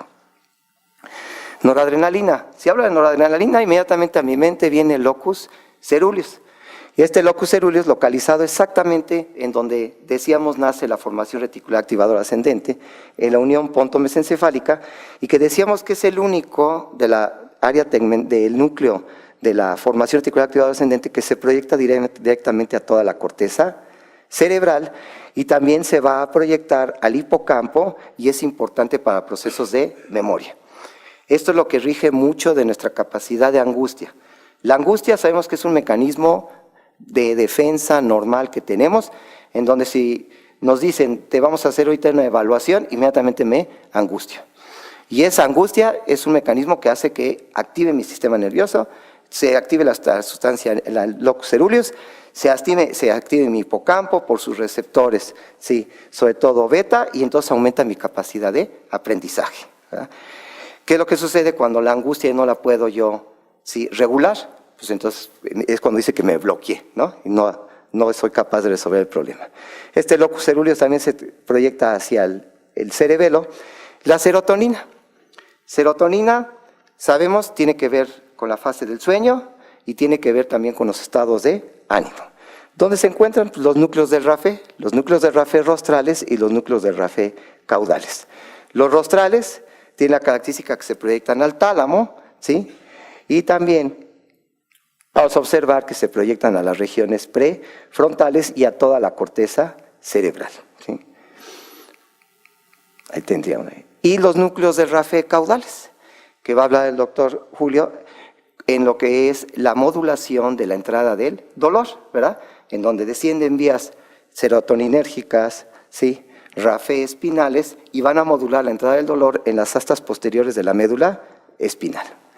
Endorfinas. Bueno, sabemos que las endorfinas son las que nos dan un estado de placentez, ¿sí?, y que también son bloqueantes de la entrada del dolor que van a ver posteriormente, en donde estas endorfinas, el sitio donde más se producen es allí a nivel de lo que sería el hipotálamo, el núcleo arqueado, allí en lo que sería a nivel del tallo hipofisiario, y este núcleo arqueado se proyecta, ¿sí?, a lo que sería el núcleo accumbens. Entonces el núcleo accumbens tiene gran cantidad de receptores, ¿sí?, de dopamina y también gran cantidad de receptores, ¿sí?, endorfínicos, y de ahí también se va a proyectar, aparte de los núcleos que forman parte del sistema límbico, que serían los núcleos septales, así como también hacia el tálamo y a través del fornix al hipocampo y a la amígdala, así como también a la sustancia gris periacueductal.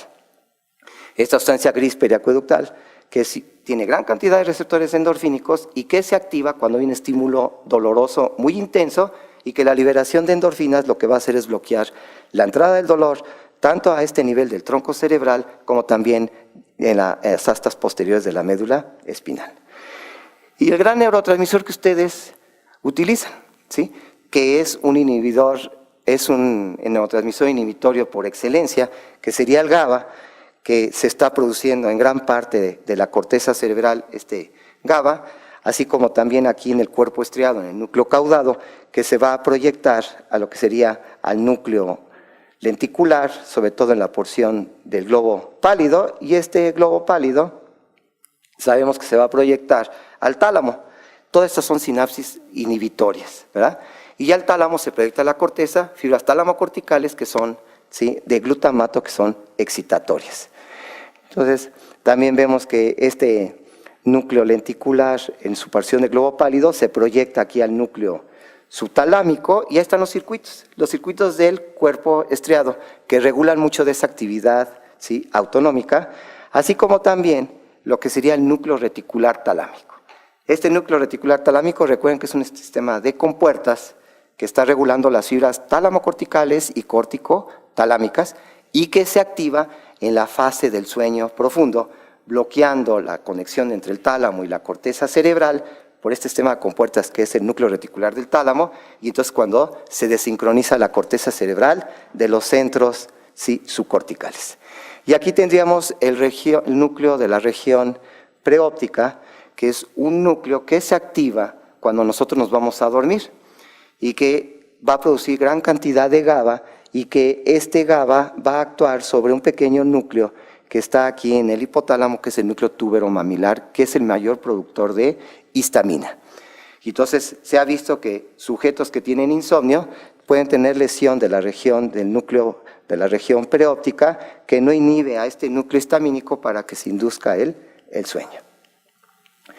Y entonces también tenemos, circuitos ahí de acetilcolina, ¿sí?, a nivel de la corteza. Tenemos ya otro aminoácido que sería el glutamato, que es el excitador, ¿verdad?, que muchos anestésicos como lo van a bloquear, como la ketamina, ¿verdad?, van a bloquear estas vías tálamo-corticales y córtico-talámicas, ¿sí? Entonces, todas estas sustancias que bloquean al glutamato van a bloquear la conexión en tálamo cortical y córtico-talámico, provocando un estado de inconsciencia en nuestro paciente. Vemos también que hay núcleos de la formación reticular aquí a todo lo largo del tronco cerebral. Sobre todo aquí tendríamos el núcleo pontino oral central, ¿sí?, que produce gran cantidad de glutamato y que se va a proyectar a la corteza hacia el tálamo, pero también se proyecta hacia la médula espinal. Okay. Aquí tendríamos más o menos ahí como lo que sería el núcleo, el área tegmental ventral, que es el que se produce gran cantidad de dopamina y se proyecta a lo que sería al núcleo del estriado ventral, que sería el núcleo accumbens. Y aquí gran cantidad de interneuronas, ¿sí?, de opioides, así como de GABA, ¿sí?, en donde van a actuar gran cantidad de los anestésicos que se utilizan. Y por otro lado, esta área tegmental ventral proyectándose a la región prefrontal con transmisión de glutamato. Y aquí tendríamos los núcleos del RAFE produciendo la serotonina, proyectándose a las regiones prefrontales, pero también proyectándose al núcleo accumbens, y como gran cantidad de drogas, ¿sí?, como barbitúricos, benzodiazepinas, o también los opioides y el alcohol, van a actuar sobre esta área tegmental ventral, favoreciendo la estimulación, la producción de dopamina. Y ya ven la forma como pueden actuar estos neurotransmisores, puede ser en forma de los canales iónicos, o bien a través de un segundo mensajero en la proteína G. Para terminar, tendríamos aquí las estructuras relacionadas con el estado de despierto.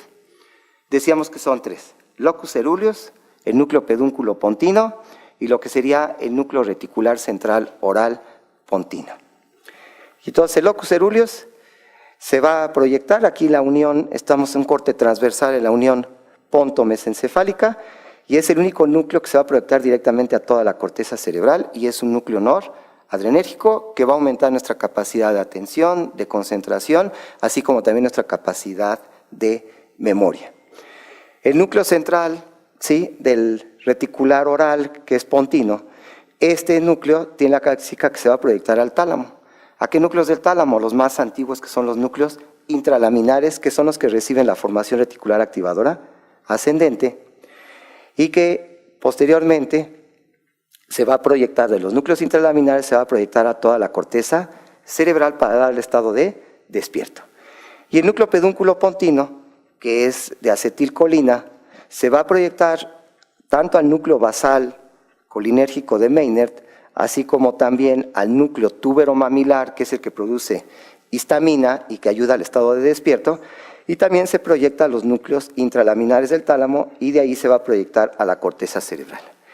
Y el núcleo tuberomamilar, que es el que produce histamina, tiene la característica que se va a estimular a todos los núcleos del tálamo y también va a estimular a toda la corteza cerebral. Quiere decir que mi estado de despierto depende principalmente de qué sustancias neuroquímicas, de noradrenalina, de glutamato, de acetilcolina y de histamina, ¿verdad? Y que todo esto formaría el tracto tegmental central. Entonces, y aquí es donde van a actuar gran cantidad de las sustancias que funcionan como anestésicos. Ahora, no podemos hablar del estado de conciencia sin también hablar del sueño, porque sabemos que muchas de esas estructuras que acabamos de ver también se activan durante el sueño. La única que no se activa es el locus coeruleus, que sería el núcleo noradrenérgico. El núcleo noradrenérgico se encuentra inactivo tanto en el sueño profundo como en la fase MOR del sueño. En cambio, el núcleo colinérgico, ¿sí?, se ve, el núcleo pedúnculo pontino, activo en el estado de despierto, ¿sí?, está menos activo en el estado de sueño profundo y se activa en el estado de sueño, de la fase REM. Y lo mismo sucede con este núcleo pontino central oral de glutamato, que se encuentra activo propiamente tanto en el estado de despierto como en el sueño profundo, como también en la fase MOR del sueño. Y entonces vamos aquí ir representando, en donde tendríamos primero los núcleos del RAFE, y estos núcleos del RAFE son los que producen serotonina, y están muy activos en la fase del sueño profundo, y se ve que disminuye un poco su acción en la fase MOR del sueño. Al disminuir su acción en la fase MOR del sueño, este neurotransmisor inhibitorio, como es la serotonina, es cuando se presenta la liberación para los movimientos oculares, que son siempre horizontales, porque son los núcleos del RAFE que están pegaditos a la formación reticular paramediana pontina, que es el centro de la mirada horizontal. Y los núcleos del RAFE se van a proyectar entonces a lo que sería al tálamo, y también se van a proyectar a toda la corteza cerebral y son de tipo inhibitorio. Después, decíamos, en el sueño también se activa el núcleo pedúnculo pontino, que estaba activado en la fase también del estado de despierto. Y entonces, este núcleo pedúnculo pontino, que produce acetilcolina, se va a hacer conexión con este pequeño núcleo que está lateral al tálamo, que es el núcleo reticular talámico. Que decíamos que este núcleo reticular talámico es el que funciona como un sistema de compuertas, que cuando se activa, bloquea las conexiones tálamo-corticales y córtico-talámicas.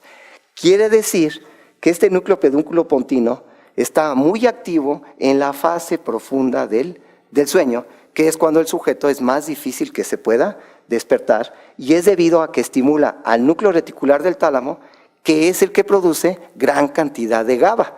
Entonces, este produce gran cantidad de GABA y bloquea las conexiones tálamo-corticales y córtico-talámicas. Por otro lado, este núcleo pedúnculo pontino activa el núcleo basal de Maynard, que también se proyecta a la corteza cerebral. Entonces es interesante cómo mi acetilcolina está siendo activa cuando yo estoy despierto, pero también cuando estoy dormido, para que se presente, ¿sí?, la consolidación de todos los mecanismos de memoria de lo que viví durante ese día. El núcleo hipotalámico lateral. Ustedes saben que la región hipotalámica lateral produce gran cantidad de hipocretinas o de orexinas, ¿sí?, que cuando el sujeto tiene disminución de estas orexinas, se presenta el proceso de narcolepsia, ¿verdad? Es el sujeto que está despierto y bruscamente en cuestión de segundos pasa a una fase de sueño profundo y está soñando.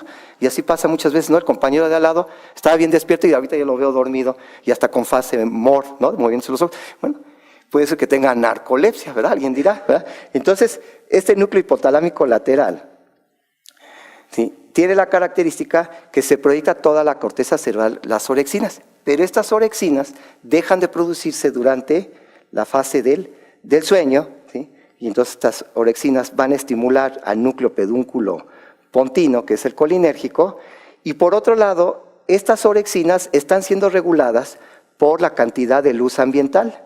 Esta cantidad de luz ambiental va a llegar a este núcleo supraquiasmático del hipotálamo, y este núcleo supraquiasmático del hipotálamo se va a proyectar hacia la región hipotalámica lateral. De ahí que cuando hace mucha luz se producen más orexinas, mientras que cuando hay poca luz, ¿sí?, dejan de producirse orexinas, y esto, ¿quién lo está regulando? Este reloj biológico, que es la cantidad de luz que recibe el núcleo supraquiasmático.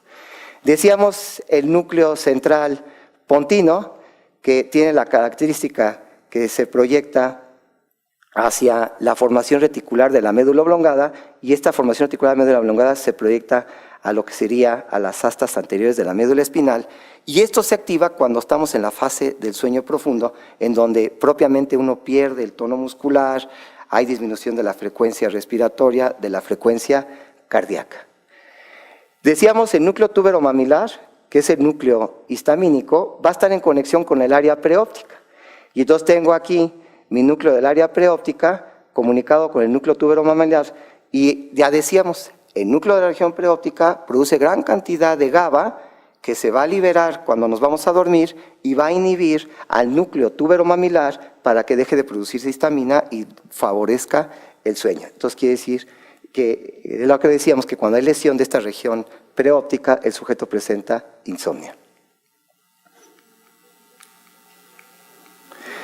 Y el núcleo reticular talámico, que decíamos, este va a estar muy activo en la fase profunda del sueño y es activado por este núcleo pedúnculo pontino colinérgico, lo estimula para que éste empiece a producir gran cantidad de GABA y bloquee las conexiones tálamo-corticales y córtico-talámicas, y se presenta el estado de sueño profundo. Ok. Ahí la vamos a dejar. ¿Sí? Buenas noches a todos. Me voy a permitir citar a un poeta alemán y a un historiador británico. En todas las cumbres, la paz reina. Por ninguna parte, apenas si un soplo de vida se otea. En el bosque, en calma, ni un ave gorjea. Aguarda, que pronto cesarán tus penas. Desde el instante del nacimiento, existe la constante posibilidad de que un ser humano pueda morir en cualquier momento. Inevitablemente, dicha posibilidad se convertirá, tarde o temprano, en un hecho consumado. El doctor Carlos Rodolfo Moreno Latorre, ser humano excepcional, falleció el 1 de enero del 2015. Pero, ¿quién fue el doctor Carlos Rodolfo Moreno Latorre? Debo decir a ustedes que conocí al doctor Moreno durante su formación en la especialidad, y a partir de agosto de 1978, en que tomé la jefatura de anestesia del Hospital de Pediatría, el doctor Moreno era uno de los médicos de base de ese hospital. Y desde entonces entablamos una relación de mutuo respeto. Colaboramos junto con otros miembros del Departamento de Anestesia en el trabajo asistencial, el de enseñanza, investigación y también en el editorial. Es por eso que me atrevo a hablar de parte de la trayectoria de este profesional de la anestesiología y muy principalmente como ser humano, maestro y líder indiscutible de varias instituciones, principalmente de la Sociedad Mexicana de Anestesiología, actualmente Colegio Mexicano de Anestesiología AC. Don Carlos, así lo llamaba yo desde hace mucho tiempo, y él me correspondía hablando a mí como don Sergio.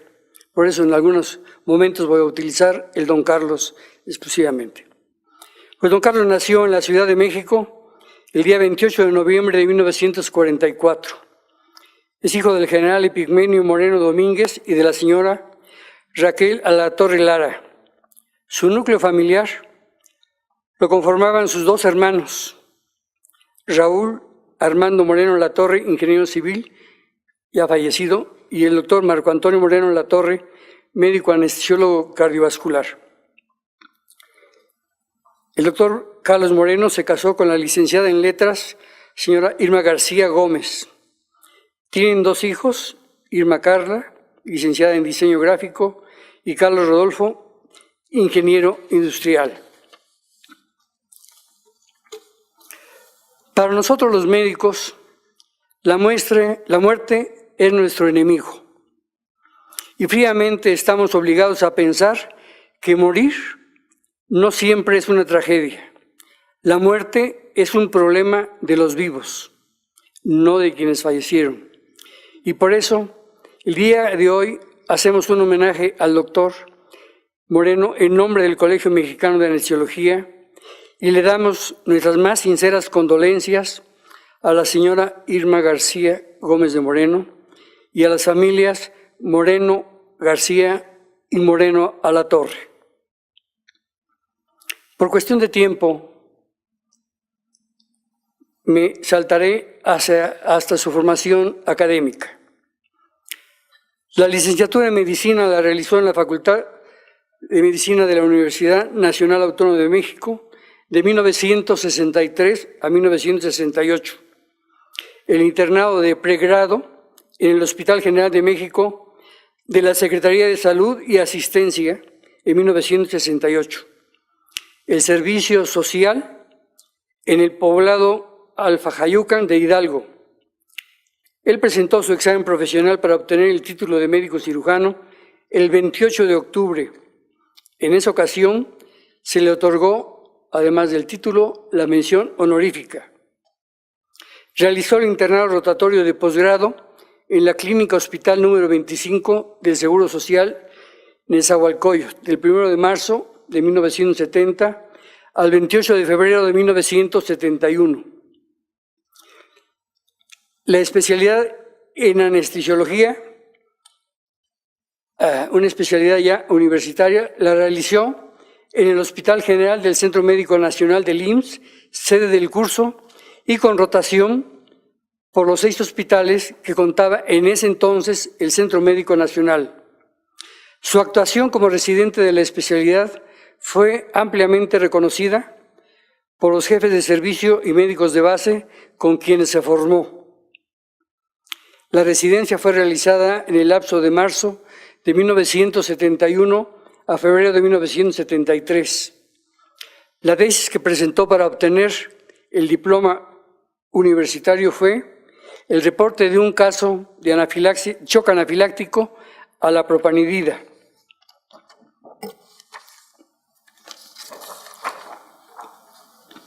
Cuenta con 3 diplomados, arbitraje médico, aspectos médicos legales en la anestesiología de México y de administración financiera de hospitales.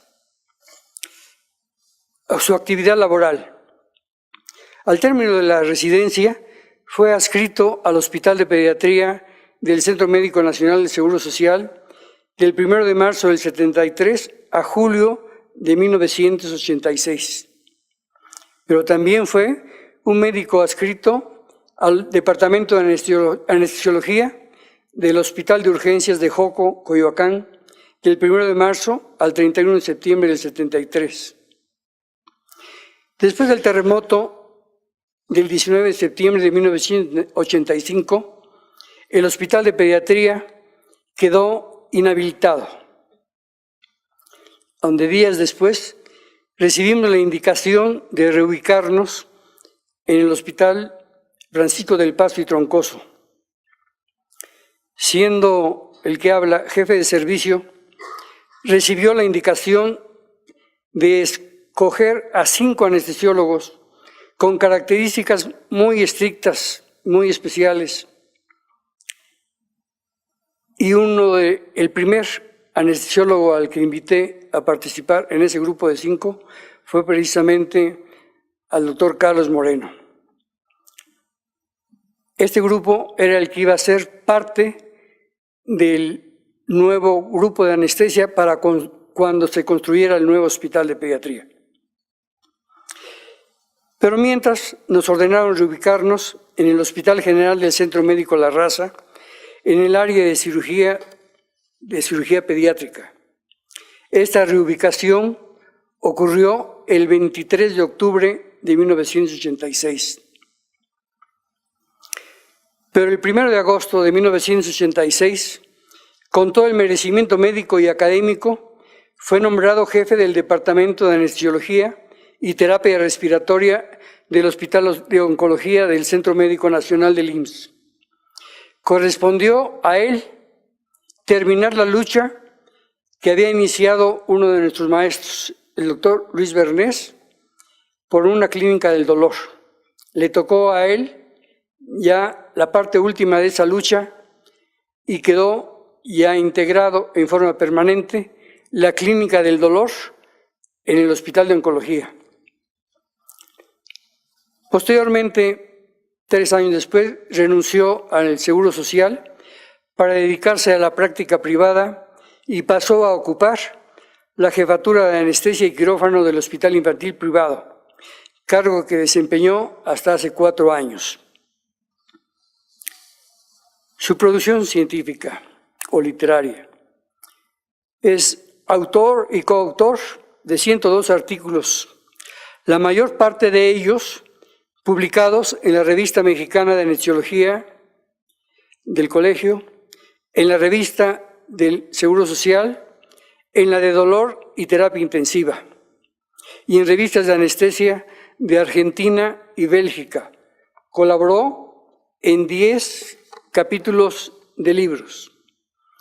Muchas de las investigaciones clínicas y revisiones de temas trascendentes quedaron plasmadas en tesis de médicos residentes y algunas de ellas fueron premiadas. El total de tesis dirigidas fueron de 60. CONAMED y peritajes.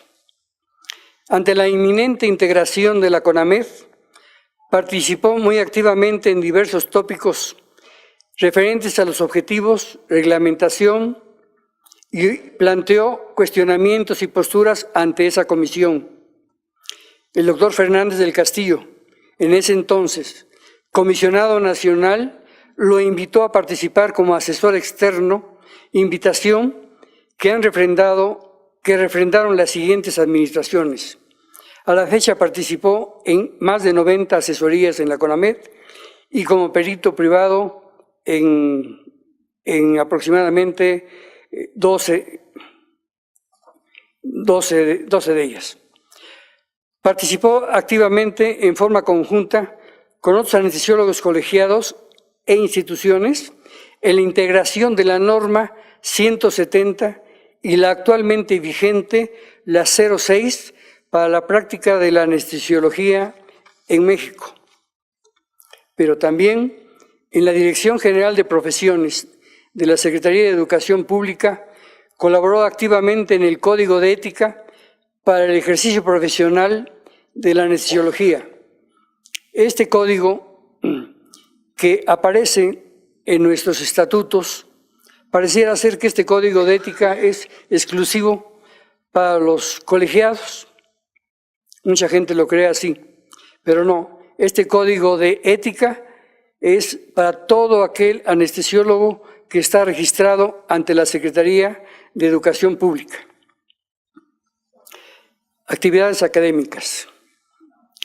Durante todo el tiempo en que se desempeñó en la institución, manifestó su gran deseo de transmitir conocimientos a los médicos residentes que rotaban por los hospitales de pediatría y oncología. No solo la enseñanza teórica, la enseñanza clínica, sino que enseñaba con el ejemplo e imponía una conducta respetuosa y disciplinada. Fue promotor de un curso de diseño de documento científico, el cual impartió además en el hoy Instituto Nacional de Pediatría. Muchas generaciones de médicos residentes reconocen en él a un maestro, pilar de su formación en la especialidad. Participó en múltiples cursos dentro de la institución y fuera de ella, como profesor invitado en la provincia mexicana. Debo destacar su participación como profesor en múltiples cursos anuales de actualización primero de la Sociedad Mexicana de Anestesia y posteriormente en los cursos de actualización en Anestesiología y Medicina Perioperatoria del Colegio Mexicano de Anestesiología. Sociedad y colegio. Durante la presidencia del doctor Martín Manso Carballo, de 1978 a 1980, recibió la primera invitación para participar como profesor en el curso de actualización.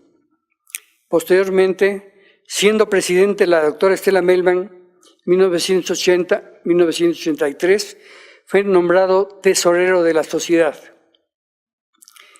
En el siguiente bienio, 93-95, siendo ya presidente de la Sociedad Mexicana de Anestesia y ante la inminencia de los problemas que pudieran surgir a la firma del Tratado de Libre Comercio, surgió la necesidad de la creación del Colegio Mexicano de Anestesiología. Esto no fue tarea fácil, ya que el requisito fundamental derivado de los requerimientos de la reglamentación de la Secretaría de Educación, los anestesiólogos deberían contar con la patente de la especialidad. Por esa época, el anestesiólogo que egresaba de las diversas sedes se conformaba con tener el diploma institucional y fue necesario realizar múltiples gestiones ante la universidad, ante la Facultad de Medicina, ante la Secretaría de Salud, ante la Secretaría de Educación Pública y el Consejo Mexicano de Anestesiología. Se vencieron resistencias y la inconformidad de algunos colegas especialistas. Y me quedo con algunos porque en realidad puedo decir que muchos estaban inconformes. Estos esfuerzos fueron productivos cuando la Dirección General de Profesiones y las academias llegaron al acuerdo de que por única vez todo aquel anestesiólogo certificado por el Consejo, la Dirección General de Profesiones le expediría la patente para el ejercicio de la especialidad. Después de un arduo trabajo de muchos anestesiólogos visionarios, se reunieron 100 patentes y se logró el registro como colegio, que se concretó el 20 de noviembre de 1995. El Consejo Directivo que integrábamos eligió en ese entonces como presidente al doctor Roberto Lozano Noriega. Y este mismo Consejo Directivo decidió por votación unánime que el certificado 001 correspondía al doctor Carlos Moreno como colegiado constituyente. Entre otras cosas, el doctor Moreno trató de democratizar una institución de la que él fue integrante. Él fue integrante de la primera generación de anestesiólogos certificados por el Consejo Mexicano de Anestesiología y le correspondió el certificado número 56. Fue sinodal del Consejo de 1976 a 1995. Él, como muchos, quisieron que el Consejo fuera un poco más abierto, fuera un poco más democrático. Después de muchas luchas y de mucho tiempo, se logró que el Colegio Mexicano tuviera 2 representantes con voz pero sin voto. Y eso fue durante muy corto tiempo. Participó también el doctor Carlos Moreno en la regularización del fideicomiso de la Fundación Benjamín Bandera, que tiempo después pasaría a formar patrimonio de la Federación. Revista Mexicana de Anestesiología. Correspondió a él el rescate e integración de la Revista Mexicana de Anestesiología en 1977. Al año siguiente, siendo director de la revista, el doctor Francisco García López fue nombrado editor de la revista, época en la que se inició la consolidación de la mencionada revista y con el paso del tiempo y diversos directores y editores de la revista, es en la actualidad un referente obligado de la anestesiología en México. Hasta el último día del año 2014, el doctor formaba parte del consejo editorial de la revista, del consejo consultivo de la revista. Formaba parte del consejo consultivo del colegio y miembro del Comité de Honor y Justicia del consejo directivo. Y además, me hizo el honor durante muchos años de ser profesor en el curso de responsabilidades jurídicas. Consejo Nacional de Certificación en Anestesiología. El doctor Moreno fue asociado fundador y miembro del Consejo Consultivo a partir del 3 de junio del 2013. Vocal adjunto de avales académicos a partir del marzo de 1914. Vocal titular de avales académicos a partir del 21 de julio de 2014. Dejando como legado a la institución el proyecto de reglamento de avales que realizó con la doctora María del Carmen González. El doctor Carlos Moreno Alatorre es el único miembro colegiado al que se le han dedicado 2 semblanzas durante administraciones distintas. Una de ellas corrió a cargo del doctor Jorge Silva, y la otra a cargo mío. Fue un hombre que a su paso por esta vida ha dejado una profunda huella en todas y cada una de las actividades en que participó. Eso es parte de lo que puedo decir en este corto tiempo que se me asignó del fallecido doctor Carlos Moreno. Y ahora empleo la palabra fallecido, pero no con el significado que da el diccionario. El diccionario dice de la persona muerta. No, yo me voy a la raíz latina defuntus, que ha tenido diversas acepciones. Una de ellas es el que nada debe. Exactamente. El doctor Carlos Moreno no quedó deberle nada a nadie. Al contrario, mucha gente, muchos alumnos, muchos colegas le quedaban a deber. Él fue bastante noble ante la ingratitud de estos exalumnos y colegas. Y me refiero a las otras 2 acepciones de la palabra difunto. La otra es el que se fue, ¿sí? Aplica en esta cosa. Pero la última de estas acepciones es el que cumplió. Estoy cierto que el doctor Carlos Moreno Alatorre cumplió como hijo, como esposo, como padre, principalmente con sus pacientes y sobre todo con todas y cada una de las instituciones en donde él participó. Así es que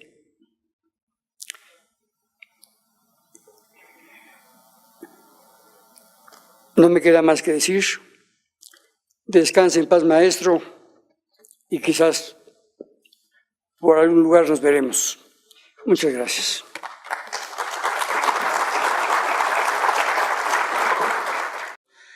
Yo creo que ha sido una estupenda sesión. El hecho de hablar siempre de bases neuroanatómicas y sobre todo de dos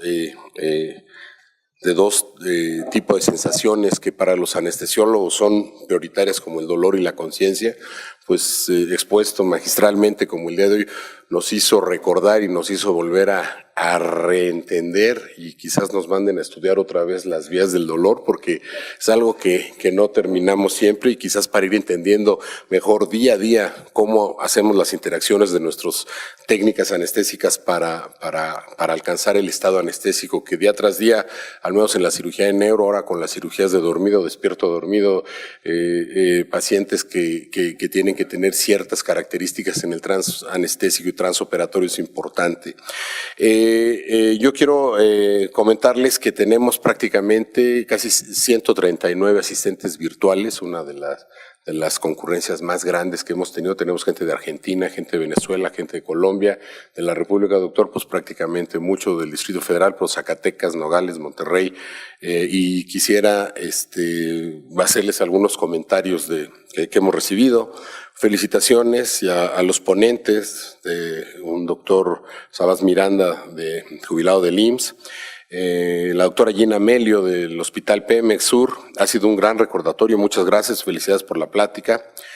El doctor Carlos Márquez tiene una pregunta para los ponentes. Dice, en las compuertas del dolor, ¿cómo actúan los analgésicos locales en los puntos dolorosos y qué tanto actúan como estabilizador de membrana celular? Gracias. ¿Ese prende? Si no, creo que está el de abajo.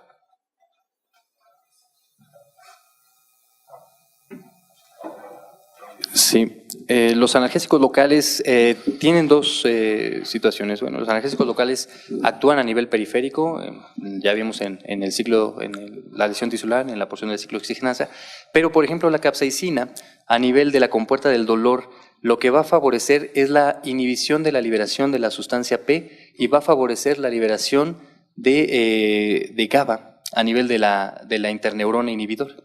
Eso es generalmente lo que hace el analgésico local. Ok.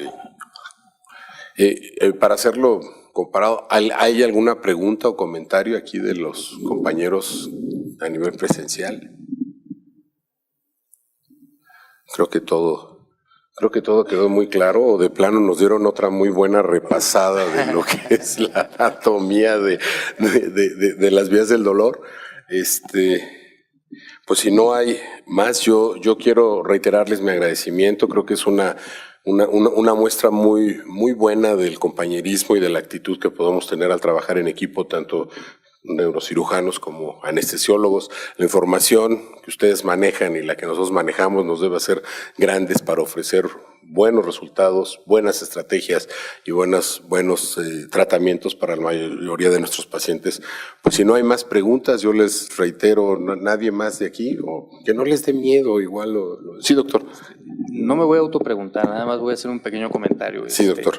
Nos dedicamos a tratar de esclarecer esta cuestión de las bases anatómicas. No nos quisimos meter un poquito en la cuestión de tratamientos, porque es tema de otra plática.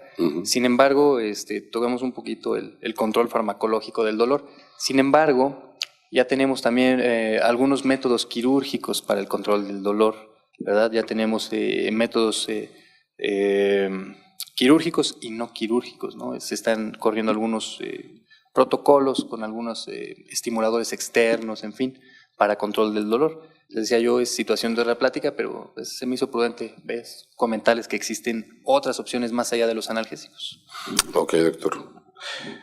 Pues bueno, si no hay más, yo les reitero el agradecimiento a esta sesión, a los compañeros que asistieron de manera presencial y a aquellos de manera virtual que nos sigan acompañando.